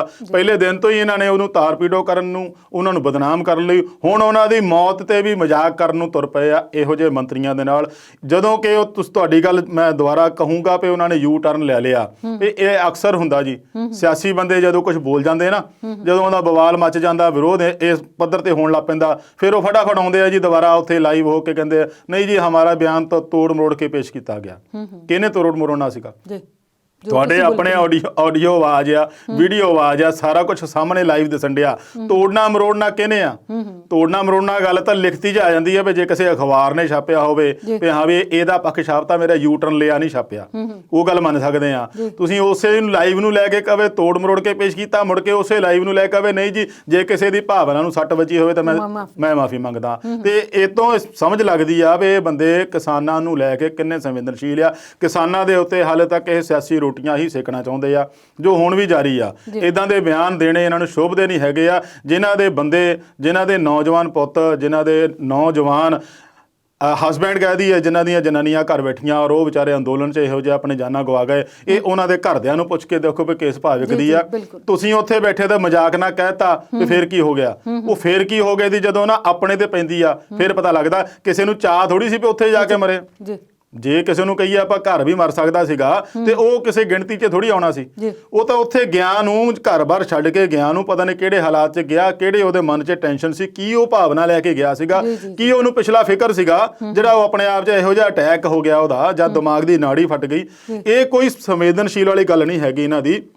ਨਾ ਹੀ ਉਸ ਨੂੰ ਕਦੇ ਕਾਰਨ ਦੇਖਦੇ ਆ ਵੀ ਹੋਇਆ ਤਾਂ ਹੋਇਆ ਕਿਵੇਂ ਆ। ਇਹ ਬਿਲਕੁਲ ਉਹ ਸੈਂਟਰ ਸਰਕਾਰ ਵਾਲੀ ਗੱਲ ਆ ਵੀ ਸਾਡੇ ਕੋਲ ਤੇ ਇਹਨਾਂ ਦਾ ਅੰਕੜਾ ਕੋਈ ਨਹੀਂ, ਤੇ ਅੰਕੜਾ ਭਾਈ ਸਾਹਿਬ ਰੱਖੂ ਕੌਣ ਫਿਰ? ਜੇ ਤੁਹਾਡੇ ਕੋਲ ਅੰਕੜਾ ਹੈਗਾ ਵੀ ਹਾਦਸਿਆਂ 'ਚ ਇੰਨੇ ਮਰ ਗਏ ਪੂਰੇ ਦੇਸ਼ 'ਚ ਜਾਂ ਸੂਬਿਆਂ 'ਚ, ਤੇ ਇਹਨਾਂ ਮੌਤਾਂ ਦੇ ਬਾਰੇ ਜਿਹੜੇ ਅੰਕੜੇ ਆ ਉਹ ਕੌਣ ਰੱਖੂਗਾ? ਗੱਲ ਸਿਰਫ ਇੰਨੀ ਆ ਵੀ ਇਹਨਾਂ ਕਿਸਾਨਾਂ ਨੂੰ ਜੇ ਅਸੀਂ ਅੰਕੜੇ ਇਕੱਠੇ ਕੀਤੇ ਤੇ ਇਹਨਾਂ ਨੂੰ ਕੁਛ ਨਾ ਕੁਛ ਦੇਣਾ ਪੈਣਾ, ਮੁਆਵਜ਼ਾ ਦੇਣਾ ਪਊਗਾ, ਜਾਂ ਇਹਦੇ ਬਾਰੇ ਕੁਛ ਨਾ ਕੁਛ ਪਟੀਸ਼ਨ ਚੱਲ ਜਾਊਗੀ ਕਿਸੇ ਅਦਾਲਤ ਵਿੱਚ, ਉੱਥੋਂ ਮੰਗ ਕਰਨਗੇ ਵੀ ਇਹ ਅੰਦੋਲਨ ਦੌਰਾਨ ਸੰਘਰਸ਼ੀਲ ਜਿਹੜੇ ਕਿਸਾਨ ਸੀ ਇਹ ਫੌਤ ਹੋ ਗਏ ਆ, ਇਹਨਾਂ ਦੇ ਪਰਿਵਾਰ ਲਈ ਇਹਨਾਂ ਲਈ ਕੁਛ ਨਾ ਕੁਛ ਕੀਤਾ ਜਾਵੇ। ਇਸੇ ਨੂੰ ਲੈ ਕੇ ਸਰਕਾਰ ਮੁਨੱਕਰ ਹੋ ਰਹੀ ਹੈ ਬਾਰ-ਬਾਰ, ਔਰ ਉਹਨਾਂ ਦੇ ਮੰਤਰੀ ਅਸੰਵੇਦਨਸ਼ੀਲ ਹੋ ਕੇ ਇਹੋ ਜਿਹੀ ਬਿਆਨਬਾਜ਼ੀ ਕਰ ਰਹੇ ਜੀ। ਤੇ ਗੱਲ ਆਪਾਂ ਇਸੇ ਅੰਦੋਲਨ ਦੇ ਨਾਲ ਜੁੜੀ ਹੋਈ ਵੱਖ-ਵੱਖ ਆਗੂਆਂ ਨੂੰ, ਨੌਜਵਾਨਾਂ ਨੂੰ, ਬੇਗੁਨਾਹਾਂ ਨੂੰ ਫੜਿਆ ਗਿਆ। ਕੱਲ ਪਿੱਛੇ ਮਾਮਲਾ ਸਾਹਮਣੇ ਵੀ ਆਇਆ ਹੈ ਕਿ ਉਹਨੂੰ ਤਾਂ ਐਵੇਂ ਹੀ ਫੜ ਲਿਆ ਗਿਆ ਸੀ, ਤੇ ਉਹ ਨੌਜਵਾਨ ਜਿਨ੍ਹਾਂ ਨੂੰ ਫੜਿਆ ਗਿਆ ਉਹ ਤਾਂ ਉੱਥੇ ਪਹੁੰਚੇ 28 ਤਰੀਕ ਨੂੰ ਸੀ ਤੇ 26 ਤਰੀਕ ਦੀ ਘਟਨਾ 'ਚ ਉਹਨਾਂ ਨੂੰ ਗ੍ਰਿਫਤਾਰ ਕੀਤਾ ਗਿਆ। ਤੇ ਗੱਲ ਨੌਦੀਪ ਦੇ ਮਾਮਲੇ ਦੀ ਵੀ ਹੈ ਜਿਹੜਾ ਇਸ ਵੇਲੇ ਅੰਤਰਰਾਸ਼ਟਰੀ ਮੁੱਦਾ ਬਣਿਆ, ਉਹਦੀ ਰਿਹਾਈ ਦੀ ਗੱਲ ਚੱਲ ਰਹੀ ਹੈ। ਪੰਜਾਬ ਮਹਿਲਾ ਕਮਿਸ਼ਨ ਦੀ ਚੇਅਰਪਰਸਨ ਜਿਹੜੀ ਹੈ ਉਹ ਕੱਲ ਗ੍ਰਹਿ ਮੰਤਰੀ ਨੂੰ ਤਾਂ ਮਿਲ ਆਈ ਹੈ, ਪਰ ਉਹਨੂੰ ਨੌਦੀਪ ਨੂੰ ਜੇਲ੍ਹ 'ਚ ਕਿਉਂ ਨਹੀਂ ਮਿਲਣ ਦਿੱਤਾ ਗਿਆ? ਦੇਖੋ, ਨੌਦੀਪ ਦਾ ਮਾਮਲਾ ਪਹਿਲੀ ਗੱਲ ਤਾਂ ਉਜਾਗਰ ਹੀ ਬਹੁਤ ਦੇਰ ਬਾਅਦ ਹੋਇਆ। 12 ਜਨਵਰੀ ਤੋਂ ਸ਼ਾਇਦ ਪਹਿਲਾਂ ਦੀ ਉਹਨੂੰ ਹਿਰਾਸਤ 'ਚ ਰੱਖਿਆ ਹੋਇਆ, ਔਰ ਉਹਦੇ ਤੇ ਧਾਰਾਵਾਂ 307 ਤੱਕ ਲੱਗੀਆਂ ਹੋਈਆਂ ਪਏ। ਉਹ ਇੱਕ ਮਜ਼ਦੂਰ ਆਗੂ ਸੀਗੀ ਜਿਹੜੀ ਕੋਈ ਉੱਥੇ ਫੈਕਟਰੀ 'ਚ ਕੰਮ ਕਰਦੀ, ਤੇ ਆਪਣੇ ਨਾਲ ਦੇ ਕਾਮਿਆਂ ਲਈ ਉਹ ਆਵਾਜ਼ ਬੁਲੰਦ ਕਰਦੀ ਸੀ। ਤੇ ਉਸੇ ਦੌਰਾਨ ਜਦੋਂ ਕਿਸਾਨ ਅੰਦੋਲਨ ਚੱਲਦਾ ਆ ਤੇ ਉਹਦੇ ਵਿੱਚ ਵੀ ਉਹ ਸਰਗਰਮੀ ਨਾਲ ਹਿੱਸਾ ਲੈਂਦੀ ਤੇ ਉਹ ਪੁਲਿਸ ਦੇ ਕਿਤੇ ਉਹਨਾਂ ਨੂੰ ਉਹਦੇ ਨਾਲ ਟਕਰਾਅ ਹੋ ਜਾਂਦਾ ਤੇ ਉੱਥੇ ਉਹਨੂੰ ਲੈ ਕੇ ਹਿਰਾਸਤ 'ਚ ਲਿਆ ਜਾਂਦਾ ਹੈ। ਇਹਦਾ ਪਹਿਲੀ ਗੱਲ ਤਾਂ ਇਹਨੇ ਲੰਮੇ ਸਮੇਂ ਤੋਂ ਬਾਅਦ ਗੱਲ ਉਜਾਗਰ ਹੋਣਾ, ਜਗ ਜ਼ਾਹਰ ਹੋਣਾ। ਪੁਲਿਸ ਦੀ ਨਾਕਾਮੀ ਹੈ, ਪੁਲਿਸ ਨੇ ਕਿਸੇ ਨੂੰ ਦੱਸਿਆ ਤੱਕ ਵੀ ਨਹੀਂ ਸੀ ਵੀ ਇਹ ਕੁੜੀ ਫੜੀ ਹੋਈ ਆ। ਤੇ ਜਦੋਂ ਇਹ ਨੋਟਿਸ 'ਚ ਆ ਗਿਆ ਤੇ ਫਿਰ ਸਾਰੀਆਂ ਧਿਰਾਂ ਇੱਕਦਮ ਸਰਗਰਮ ਹੋ ਗਈਆਂ। ਕੋਈ ਉਹਨੂੰ ਰਿਹਾਈ ਲਈ ਤੁਰ ਪਿਆ ਤੇ ਕੋਈ ਉਹਦੇ ਜ਼ਮਾਨਤ ਲਈ ਤੁਰ ਪਿਆ। ਇੱਕ ਮਾਮਲੇ 'ਚ ਜ਼ਮਾਨਤ ਮਿਲੀ ਆ, ਪਰ ਹਾਲੇ ਵੀ ਉਹਦੇ 2-3 ਮਾਮਲੇ ਪਏ ਆ ਜਿਹੜੇ ਕਿ ਉਹਨਾਂ ਨੇ ਪੁਲਿਸ ਨੇ ਲਾਏ ਹੋਇਆ। ਦਿੱਲੀ ਪੁਲਿਸ ਨੇ ਉਹਨਾਂ ਨੂੰ ਇਹ ਸੀਗਾ ਵੀ ਪੁਲਿਸ ਦੇ ਨਾਲ ਖਹਿਬੜੀ ਆ ਤੇ ਉਹਦੇ ਤੇ ਹਮਲਾ ਕਰਨ ਦੀ ਕੋਸ਼ਿਸ਼ ਕੀਤੀ ਆ, ਜਿਹਦੇ ਕਰਕੇ 307 ਲਾਈ ਆ। ਪੰਜਾਬ ਮਹਿਲਾ ਕਮਿਸ਼ਨ ਜਿਹੜੀ ਆ ਉਹਦੀ ਚੇਅਰਪਰਸਨ ਹੈ ਮਨੀਸ਼ ਗੁਲਾਟੀ, ਉਹਨੇ ਪਹਿਲਾਂ ਤਾਂ ਸੋਨੀਪਤ ਦੇ ਐਸਐਸਪੀ ਨੂੰ ਇਹ ਹੁਕਮ ਦਿੱਤਾ ਸੀ ਵੀ ਇਹਦੀ ਜਾਂਚ ਕਿਸੇ ਸੀਨੀਅਰ ਅਫਸਰ ਤੋਂ ਕਰਾਇਆ ਜਾਵੇ ਵੀ ਮਾਮਲਾ ਹੈ ਕੀ ਆ, ਇਹਦੀ ਤਹਿ ਤੱਕ ਜਾ ਕੇ ਜੇ ਉਹ ਨਿਰਦੋਸ਼ ਹੈ ਤਾਂ ਉਹਦੀ ਰਿਹਾਈ ਕੀਤੀ ਜਾਵੇ। ਉਸ ਤੋਂ ਬਾਅਦ ਉਹਨੇ ਫੈਸਲਾ ਕੀਤਾ ਸੀ ਵੀ ਮੈਂ ਗ੍ਰਹਿ ਮੰਤਰੀ ਨੂੰ ਮਿਲੂੰਗੀ, ਔਰ ਮਿਲੀ ਵੀ ਜਾ ਕੇ। ਉਸ ਦੌਰਾਨ ਗ੍ਰਹਿ ਮੰਤਰੀ ਵੱਲੋਂ ਉਹਨੂੰ ਹਾਂ ਪੱਖੀ ਦੂਜਾ ਪੋਜ਼ਿਟਿਵ ਹੁੰਗਾਰਾ ਵੀ ਮਿਲਿਆ ਉਹਨੂੰ ਵੀ ਹਾਂ ਇਹਦੇ ਬਾਰੇ ਮਾਮਲੇ 'ਚ ਦੇਖਾਂਗੇ। ਪਰ ਨਾਲ ਦੀ ਨਾਲ ਜਦੋਂ ਉਹ ਸੋਨੀਪਤ ਉਹ ਜੇਲ੍ਹ 'ਚ ਮਿਲਣ ਗਈ ਆ ਤੇ ਉਹਨੂੰ ਨਹੀਂ ਮਿਲਣ ਦਿੱਤਾ ਗਿਆ। ਇਹਦੇ ਵਿੱਚ ਇਹ ਲੱਗਦਾ ਵੀ ਪੁਲਿਸ ਕੁਛ ਨਾ ਕੁਛ ਛੁਪਾ ਰਹੀ ਆ ਜਾਂ ਕੁਛ ਨਾ ਕੁਛ ਲੁਕਾਉਣ ਦੀ ਕੋਸ਼ਿਸ਼ ਕਰ ਰਹੀ ਆ। ਜਿਹੜੀ ਇੱਕ ਸੰਵਿਧਾਨਕ ਅਹੁਦੇ ਤੇ ਬੈਠੀ ਆ, ਚੇਅਰਪਰਸਨ ਆ ਪੰਜਾਬ ਮਹਿਲਾ ਕਮਿਸ਼ਨ ਦੀ, ਉਹਨੂੰ ਹੀ ਨਹੀਂ ਮਿਲਣ ਦਿੱਤਾ ਗਿਆ। ਤੇ ਇਹ ਤੋਂ ਅੰਦਾਜ਼ਾ ਲਾਉਂਦੇ ਆ ਵੀ ਉਹਦੇ ਪਰਿਵਾਰ ਨੂੰ ਕਿੱਥੇ ਮਿਲਣ ਦਿੱਤਾ ਜਾਂਦਾ ਹੋਊਗਾ। ਖੈਰ, ਉਹਦੀ ਸਿਸਟਰ 1-2 ਵਾਰੀ ਉਹਨੂੰ ਮਿਲ ਕੇ ਆਈ ਔਰ ਦੱਸ ਵੀ ਰਹੀ ਸੀ ਵੀ ਉਹਦੇ ਨਾਲ ਕੀ ਸਲੂਕ ਕੀਤਾ ਗਿਆ, ਕੀ ਉਹਦੇ ਨਾਲ ਵਰਤਾਰਾ ਕੀਤਾ ਗਿਆ, ਉਹ ਸਾਰਿਆਂ ਨੂੰ ਪਤਾ ਆ। ਪਰ ਜਿੱਥੋਂ ਤੱਕ ਲੱਗਦਾ ਆ ਵੀ ਜੇ ਉਹਨੂੰ ਇਹੋ ਜਿਹੇ ਮਾਮਲੇ 'ਚ ਚਾਹੇ ਸੰਘਰਸ਼ ਦੌਰਾਨ ਜਾਂ ਉਹ ਮਜ਼ਦੂਰਾਂ ਦੀ ਆਵਾਜ਼ ਬੁਲੰਦ ਕਰਨ ਲਈ ਫੜੀ ਗਈ ਹੋਵੇ ਤਾਂ ਫਿਰ ਤਾਂ ਉਸ ਨੂੰ ਹੁਣ ਤੱਕ ਉਹਦਾ ਜ਼ਮਾਨਤ ਵਗੈਰਾ ਕੁਛ ਨਾ ਕੁਛ ਹੋ ਜਾਣੀ ਚਾਹੀਦੀ ਸੀਗੀ। ਪਰ ਜਦੋਂ ਧਾਰਾ ਇਹੋ ਜਿਹੀ ਲੱਗੀ ਆ ਤੇ ਉਹਦੇ ਲਈ ਜਿਹੜੀ ਚਾਰਾਜੋਈ ਆ ਉਹ ਦਿੱਲੀ ਕਮੇਟੀ ਵੀ ਕਰ ਰਹੀ ਆ, ਪਰਿਵਾਰ ਵੱਲੋਂ ਵੀ ਹੋ ਰਹੀ ਆ, ਹੋਰ ਜਿਹੜੀਆਂ ਕੋਈ ਇਹੋ ਜਿਹੀਆਂ ਜਥੇਬੰਦੀਆਂ ਆ, NGOs ਆ, ਉਹ ਵੀ ਉਹਦੇ ਲਈ ਕਾਫੀ ਕੋਸ਼ਿਸ਼ ਕਰ ਰਹੇ ਆ ਵੀ ਉਹਨੂੰ ਰਿਹਾ ਕੀਤਾ ਜਾਵੇ। ਪਰ ਕੁੱਲ ਮਿਲਾ ਕੇ ਜਿਹੜਾ ਚੇਅਰਪਰਸਨ ਨੂੰ ਨਹੀਂ ਮਿਲਣ ਦੇਣਾ, ਇਹ ਦਿੱਲੀ ਪੁਲਿਸ ਦੇ ਉੱਤੇ ਜਾਂ ਸੋਨੀਪਤ ਦੀ ਪੁਲਿਸ ਦੇ ਉੱਤੇ ਸਵਾਲ ਖੜੇ ਕਰਦਾ ਹੈ ਜੀ। ਤੇ ਸਵਾਲ ਤਾਂ ਹੁਣ ਉੱਥੇ ਵੀ ਖੜੇ ਹੋ ਰਹੇ ਜਿੱਥੇ ਟੂਲ ਕਿਟ ਦਾ ਮਾਮਲਾ ਹੈ ਜੀ। ਥਨਬਰਗ ਦਾ ਟਵੀਟ ਕੀਤਾ ਜਿਹੜਾ ਉਹਨੇ ਇੰਨਾ ਰੌਲਾ ਪਾ ਦਿੱਤਾ, ਇੱਥੋਂ ਤੱਕ ਮੈਨੂੰ ਲੱਗਦਾ ਹੈ ਕਿ ਭਾਰਤ ਸਰਕਾਰ ਨੂੰ ਹਿਲਾ ਤੱਕ ਦਿੱਤਾ ਹੈ ਨਾ, ਦੁਨੀਆ 'ਚ ਰੌਲਾ ਪੈ ਗਿਆ। ਟੂਲ ਕਿਟ ਦੇ ਮਾਮਲੇ 'ਚ ਹੁਣ ਕੱਲ ਪੁਲਿਸ ਨੇ ਕੋਈ ਕਾਰਵਾਈ ਕੀਤੀ ਹੈ, ਉਹ ਕਾਰਵਾਈ ਭਲਾ ਕੀ ਹੈ? ਇਹਦੇ ਵਿੱਚ ਦਿੱਲੀ ਪੁਲਿਸ ਦਾ ਦਾਅਵਾ ਸੀਗਾ ਵੀ ਜਿਹੜਾ ਗ੍ਰੇਟਾ ਥਨਬਰਗ ਨੇ ਕੋਈ ਟਵੀਟ ਕੀਤਾ ਸੀ ਉਹਦੇ ਨਾਲ ਦਸਤਾਵੇਜ਼ ਦੇ ਤੌਰ ਤੇ ਟੂਲ ਕਿਟ ਦਸਤਾਵੇਜ਼ ਹੀ ਹੁੰਦੇ ਆ। ਇਹਨੂੰ ਉਦੋਂ ਇਹ ਰੌਸ਼ਨੀ 'ਚ ਆਇਆ ਸੀ ਜਦੋਂ ਦਿੱਲੀ ਹਿੰਸਾ ਹੋਈ ਸੀ CAA ਮਾਮਲੇ ਦੇ ਵਿੱਚ। ਉਦੋਂ ਵੀ ਪੁਲਿਸ ਦੇ ਹੱਥ ਇਹੋ ਜਿਹਾ ਕੋਈ ਦਸਤਾਵੇਜ਼ ਗੂਗਲ ਰਾਹੀਂ ਇਹਨਾਂ ਦੇ ਹੱਥ ਲੱਗੇ ਸੀ, ਜਿਹਦੇ ਵਿੱਚ ਇਹ ਬਕਾਇਦਾ ਉਹਦਾ ਸਾਰਾ ਪਲਾਨ ਦਿੱਤਾ ਗਿਆ ਸੀਗਾ ਕਿ ਤੁਸੀਂ ਕਿੱਦਾਂ ਦੇ ਰੰਗ ਦੇ ਕੱਪੜੇ ਪਾਉਣੇ ਆ, ਕਿੱਥੋਂ ਤੱਕ ਨਾਅਰੇਬਾਜ਼ੀ ਕਰਦੇ ਜਾਣਾ ਆ, ਜੇ ਪੁਲਿਸ ਮੋਹਰੇ ਟਕਰਾਅ ਕਰਦੀ ਆ, ਡਾਂਗ ਮਾਰਦੀ ਆ ਤੇ ਉਹਦੇ ਤੋਂ ਬਚਾ ਲਈ ਕੀ ਕਰਨਾ, ਤੇ ਉਹਦੇ ਸੰਬੰਧੀ ਜੇ ਕਿਸੇ ਨਾਲ ਰਾਬਤਾ ਕਰਨਾ ਤੇ ਕਿੱਥੇ ਜਾ ਕੇ ਮਿਲਣਾ ਤੇ ਕਿਹਨੇ ਨਾਲ ਗੱਲ ਕਰਨੀ, ਕਿਵੇਂ ਹੋਣਾ, ਉਹ ਸਾਰੀ ਪਲੈਨਿੰਗ ਵਾਲਾ ਉਹ ਡਾਕੂਮੈਂਟ ਉਦੋਂ ਇਹਨਾਂ ਦੇ ਹੱਥ ਆਇਆ ਸੀ। ਉਸੇ ਤਰਜ਼ ਤੇ ਜੋ ਦਿੱਲੀ ਪੁਲਿਸ ਕਹਿ ਰਹੀ ਆ ਵੀ ਹੁਣ ਜਿਹੜਾ 26 ਵਾਲਾ ਮਾਮਲਾ ਹੋਇਆ ਸੀ ਲਾਲ ਕਿਲੇ ਦਾ, ਉਦੋਂ ਵੀ ਇਹਨਾਂ ਨੂੰ ਉਹ ਟੂਲ ਕਿਟ ਤੇ ਹੀ ਅੰਦੇਸ਼ਾ ਛਾਕਿਆ ਬਈ ਇਸ ਟੂਲ ਕਿਟ ਰਾਹੀਂ ਹੀ ਉਸ ਹਿੰਸਾ ਨੂੰ ਜਾਂ ਉਹਦੇ ਬਾਰੇ ਪਲੈਨਿੰਗ ਕੀਤੀ ਗਈ ਸੀ ਉਹਦੇ ਆਲੇ ਦੁਆਲੇ ਵਾਲੇ ਦਿਨਾਂ ਦੇ ਵਿੱਚ। ਉਹਦੇ ਵਿੱਚ ਉਹਨਾਂ ਨੇ ਪਹਿਲਾਂ ਤਾਂ ਉਦੋਂ ਕੇਸ ਦਰਜ ਕੀਤਾ ਸੀ ਤੇ ਰੌਲਾ ਪਿਆ ਸੀ ਵੀ ਥਨਬਰਗ ਦੇ ਖਿਲਾਫ ਵੀ ਕੇਸ ਦਰਜ ਹੋ ਗਿਆ। ਬਾਅਦ 'ਚ ਦਿੱਲੀ ਪੁਲਿਸ ਨੇ ਸਫਾਈ ਦਿੱਤੀ ਸੀ ਵੀ ਇਹਦੇ 'ਚ ਨਾਂ ਕੋਈ ਨਹੀਂ ਪਾਇਆ ਗਿਆ। ਹੁਣ ਨਵੀਂ ਗ੍ਰਿਫਤਾਰੀ ਹੈ ਕਿ ਬੰਗਲੌਰ ਤੋਂ ਹੋਈ ਆ। ਦਿਸ਼ਾ ਰਵੀ ਕੁੜੀ ਆ ਇੱਕ 22 ਸਾਲ ਦੀ, ਜਿਹੜੀ ਖੁਦ ਕਲਾਈਮੇਟ ਐਕਟਿਵਿਸਟ ਆ ਜਿਵੇਂ ਗ੍ਰੇਟਾ ਥਨਬਰਗ ਆ। ਉਹਨੂੰ ਲੈ ਕੇ ਇਹਨਾਂ ਨੇ ਗ੍ਰਿਫਤਾਰੀ ਬੰਗਲੌਰ ਤੋਂ ਸਪੈਸ਼ਲ ਸੈੱਲ ਨੇ ਕੀਤੀ ਜਾ ਕੇ, ਔਰ ਉਹਦੇ ਤੇ ਦੋਸ਼ ਲਾਇਆ ਗਿਆ ਕਿ ਜਿਹੜੀ ਟੂਲ ਕਿਟ ਉਹਨੇ ਤਿਆਰ ਕੀਤੀ ਸੀ।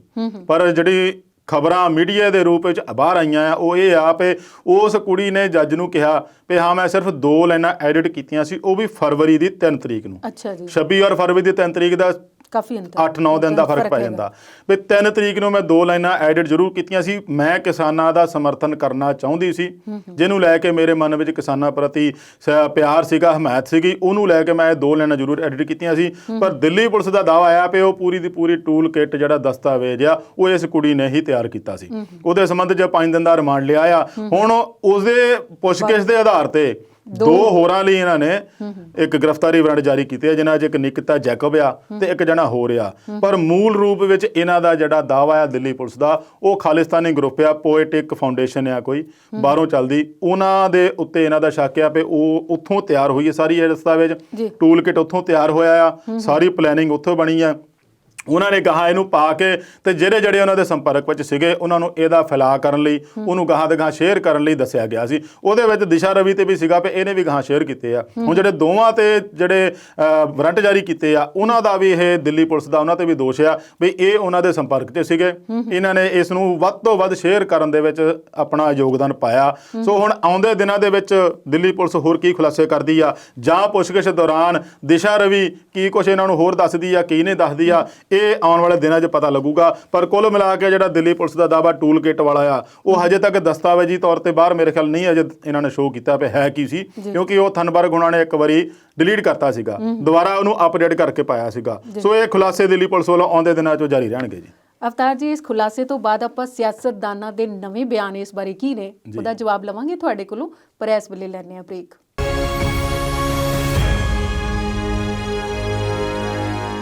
ਵਕਫੇ ਤੋਂ ਬਾਅਦ ਵਿਚਾਰ ਚਰਚਾ ਪ੍ਰੋਗਰਾਮ 'ਚ ਵਧਦੇ ਹਾਂ ਅਗਲੇ ਮੁੱਦੇ ਵੱਲ। ਤੇ ਅਵਤਾਰ ਜੀ, ਅਗਲਾ ਮੁੱਦਾ ਆਪਾਂ ਕਿਹਾ ਸੀ ਬ੍ਰੇਕ ਤੇ ਜਾਣ ਤੋਂ ਪਹਿਲਾਂ ਕਿ ਉਹ ਜਿਹੜਾ ਦਿਸ਼ਾ ਰਵੀ ਦਾ ਮਾਮਲਾ ਹੈ ਉਹ ਤੇ ਸਿਆਸਤਦਾਨਾਂ ਨੇ ਵੀ ਕੁਝ ਬਿਆਨਬਾਜ਼ੀ ਕੀਤੀ ਹੈ। ਜੀ ਬਿਲਕੁਲ, ਉਹਦੇ ਬਾਰੇ ਸਿਆਸਤਦਾਨਾਂ ਦੇ ਨਾਲ ਨਾਲ ਕਿਸਾਨਾਂ ਨੇ ਵੀ ਉਹਦੀ ਗ੍ਰਿਫਤਾਰੀ ਦੀ ਨਿੰਦਾ ਕੀਤੀ ਆ ਔਰ ਉਹਨੂੰ ਰਿਹਾ ਕਰਨ ਦੀ ਮੰਗ ਕੀਤੀ ਆ। ਜੀ ਬੀਤੇ ਦਿਨ ਉਹਨਾਂ ਨੇ ਸਾਰਿਆਂ ਬਾਰਡਰਾਂ ਦੇ ਉੱਤੇ ਜਿੱਥੇ ਵੀ ਕਿਸਾਨ ਮੋਰਚੇ ਡਟੇ ਹੋਏ ਆ ਉੱਥੇ ਉਹਨਾਂ ਨੇ ਇੱਕ ਤਾਂ ਪੁਲਵਾਮਾ ਹਮਲੇ ਦੇ ਸ਼ਹੀਦਾਂ ਨੂੰ ਯਾਦ ਕੀਤਾ, ਉਹਨਾਂ ਦੀ ਯਾਦ ਵਿੱਚ ਮੋਮਬੱਤੀ ਮਾਰਚ ਕੱਢਿਆ ਔਰ ਨਮਨ ਕੀਤਾ। ਇਸ ਦੇ ਨਾਲ ਨਾਲ ਉਹਨਾਂ ਨੇ ਦਿਸ਼ਾ ਰਵੀ ਜੋ ਗ੍ਰਿਫਤਾਰ ਕੀਤੀ ਗਈ ਸੀ ਉਹਨੂੰ ਰਿਹਾ ਕਰਨ ਦੀ ਮੰਗ ਕਰਦਿਆਂ ਜ਼ੋਰ ਦੇ ਕੇ ਕਿਹਾ ਕਿ ਨਿਰਦੋਸ਼ ਲੋਕਾਂ ਨੂੰ ਕਿਉਂ ਫੜਿਆ ਜਾ ਰਿਹਾ ਹੈ। ਤੇ ਸਿਆਸੀ ਬੰਦਿਆਂ ਵੱਲ ਨੂੰ ਗੱਲ ਕਰੀਏ ਤਾਂ ਅਰਵਿੰਦ ਕੇਜਰੀਵਾਲ ਨੇ ਵੀ ਟਵੀਟ ਕੀਤਾ ਕਿ ਇੱਕ ਟਵੀਟ ਦੇ ਕਰਕੇ ਕਿਸੇ ਨੂੰ ਗ੍ਰਿਫਤਾਰ ਕਰ ਲੈਣਾ ਇਹ ਲੋਕਤੰਤਰ ਦਾ ਮਜ਼ਾਕ ਆ ਜਾਂ ਲੋਕਤੰਤਰ ਦੇ ਉੱਤੇ ਧੱਬਾ ਆ, ਵੀ ਇਹ ਨਹੀਂ ਹੋਣਾ ਚਾਹੀਦਾ, ਉਹਨੂੰ ਰਿਹਾਈ ਹੋਣੀ ਚਾਹੀਦੀ ਆ। ਸੋ ਕਈਆਂ ਹੋਰਾਂ ਆਗੂਆਂ ਨੇ ਵੀ ਇਹਦੀ ਨਿੰਦਾ ਕੀਤੀ ਆ ਇਸ ਗੱਲ ਨੂੰ ਲੈ ਕੇ ਵੀ ਠੀਕ ਹੈ, ਆਪੋ ਆਪਣੇ ਵਿਚਾਰ ਪ੍ਰਗਟ ਕਰਨ ਦੀ ਹਰੇਕ ਨੂੰ ਆਜ਼ਾਦੀ ਆ, ਕੋਈ ਕਿਸਾਨਾਂ ਦੀ ਹਮਾਇਤ ਕਰਦਾ ਤਾਂ ਕੋਈ ਵਿਰੋਧ ਕਰਦਾ ਆ, ਪਰ ਜਿਹੜਾ ਕੋਈ ਕਿਸਾਨਾਂ ਦੀ ਹਮਾਇਤ ਕਰਦਾ ਆ ਤੇ ਉਹਦੇ ਨਾਲ ਇਹ ਵਰਤਾਰਾ ਕੀਤਾ ਜਾਂਦਾ ਆ ਤੇ ਵਿਰੋਧ ਕਰਨ ਵਾਲਿਆਂ ਦੀ ਤਾਂ ਗੱਲ ਹੀ ਵੱਖਰੀ ਆ। ਤੇ ਉਹਨਾਂ ਨੂੰ ਇਸੇ ਕਰਕੇ ਇਹੋ ਜਿਹੇ ਕੰਮ ਨਹੀਂ ਕਰਨੇ ਚਾਹੀਦੇ ਜਿਹਦੇ ਨਾਲ ਕਿਸਾਨਾਂ ਦੇ ਨਾਲ ਜਿਹੜੀ ਉਹਨਾਂ ਦੀ ਖਾਈ ਆ ਜਾਂ ਉਹਨਾਂ ਦਾ ਜਿਹੜਾ ਇੱਕ ਗੈਪ ਪਿਆ ਹੋਇਆ ਉਹ ਹੋਰ ਚੌੜਾ ਨਾ ਹੋਵੇ। ਸਰਕਾਰ ਨੂੰ ਇਹੋ ਜਿਹੇ ਕਦਮ ਨਹੀਂ ਉਠਾਉਣੇ ਚਾਹੀਦੇ ਆ। ਠੀਕ ਹੈ, ਕਾਨੂੰਨੀ ਕਾਰਵਾਈ ਆ, ਉਹਨਾਂ ਨੂੰ ਕੁਝ ਲੱਗਦਾ ਆ ਠੋਸ ਤਾਂ ਫਿਰ ਵੱਖਰੀ ਗੱਲ ਆ। ਦਿੱਲੀ ਪੁਲਿਸ ਦੇ ਦਾਅਵੇ ਦੇ ਵਿੱਚ ਕਿੰਨੀ ਕੁ ਜਾਨ ਆ ਉਹ ਦਿੱਲੀ ਪੁਲਿਸ ਜਾਣਦੀ ਆ ਜਾਂ ਆਉਣ ਵਾਲੇ ਦਿਨਾਂ 'ਚ ਕੀ ਖੁਲਾਸੇ ਕਰਦੀ ਆ। ਪਰ ਇਹੋ ਜਿਹੇ ਨਿਰਦੋਸ਼ ਬੰਦਿਆਂ ਨੂੰ ਚੁੱਕਣਾ, ਇਹਦੇ ਨਾਲ ਮੈਂ ਇੱਕ ਗੱਲ ਹੋਰ ਜੋੜ ਦੇਵਾਂ ਵੀ 2 ਬਜ਼ੁਰਗ ਸੀਗੇ ਜਿਹੜੇ 26 ਦੇ ਮਾਮਲੇ 'ਚ ਪੁਲਿਸ ਨੇ ਗ੍ਰਿਫਤਾਰ ਕੀਤੇ ਸੀ ਔਰ ਉਹਨਾਂ ਦੇ ਵਕੀਲ ਦਾ ਹੀ ਦਾਅਵਾ ਸੀਗਾ ਵੀ ਇਹਨਾਂ ਨੂੰ 26 ਤੋਂ ਬਾਅਦ 27 ਕੇ 28 ਨੂੰ ਚੱਕਿਆ ਸੀਗਾ। ਇੱਕ ਜਿਹੜਾ ਬਜ਼ੁਰਗ ਹੈ 70 ਸਾਲ ਦਾ ਤੇ ਇੱਕ ਬਜ਼ੁਰਗ ਹੈ ਜਿਹੜਾ 80 ਸਾਲ ਦਾ। ਉਹਨਾਂ ਦੇ ਵਿੱਚ ਦੋਨੇ ਹੀ ਸਾਬਕਾ ਫੌਜੀ ਆ। ਜਿਹੜੇ 80 ਸਾਲ ਦੇ ਗੁਰਮੁਖ ਸਿੰਘ ਆ ਉਹ ਤਾਂ ਕਹਿ ਰਿਹਾ ਵੀ ਮੈਂ 62 ਦੀ 1965 ਦੀ ਔਰ 1971 ਦੀ ਜਿਹੜੀ ਭਾਰਤ ਚੀਨ ਜੰਗ ਆ ਉਹਨਾਂ 'ਚ ਹਿੱਸਾ ਲੈ ਚੁੱਕਾ ਔਰ ਮੇਰੇ ਤੇ ਮੈਡਲ ਬਹੁਤ ਮਿਲੇ ਸੀਗੇ, ਪਰ ਮੈਨੂੰ ਨਹੀਂ ਸੀ ਪਤਾ ਵੀ ਆਹ ਮੈਡਲ ਵੀ ਮੈਨੂੰ ਮਿਲਣੇ ਆ।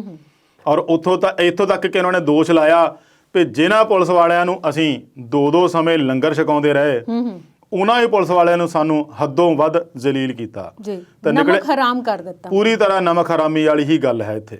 ਤੇ ਉਹਨਾਂ ਨੇ ਕਿਹਾ ਵੀ ਸਾਨੂੰ ਨਹੀਂ ਸੀ ਪਤਾ ਵੀ ਜਿਹਨਾਂ ਨੂੰ ਲੰਗਰ ਛਕਾਉਂਦੇ ਆ ਸਾਨੂੰ ਇਸ ਤਰੀਕੇ ਨਾਲ ਉਹ ਜ਼ਲੀਲ ਔਰ ਬੇਇੱਜ਼ਤ ਕਰਨਗੇ। ਤਸ਼ੱਦਦ ਵੀ ਉਹਨਾਂ ਤੇ ਢਾਇਆ। ਦੇਖੋ ਜਦੋਂ ਉਹ ਰਿਹਾ ਹੋ ਕੇ ਆਏ ਆ, ਉਹਨਾਂ ਦੀ ਤਸਵੀਰਾਂ ਦੇਖੀਏ ਤੇ ਲੱਗਦਾ ਉਹਨਾਂ ਦੇ ਵਿੱਚ ਵੀ ਉਹ ਹਿੰਸਾ ਫੈਲਾਉਣ ਵਾਲੇ ਹੋਣਗੇ।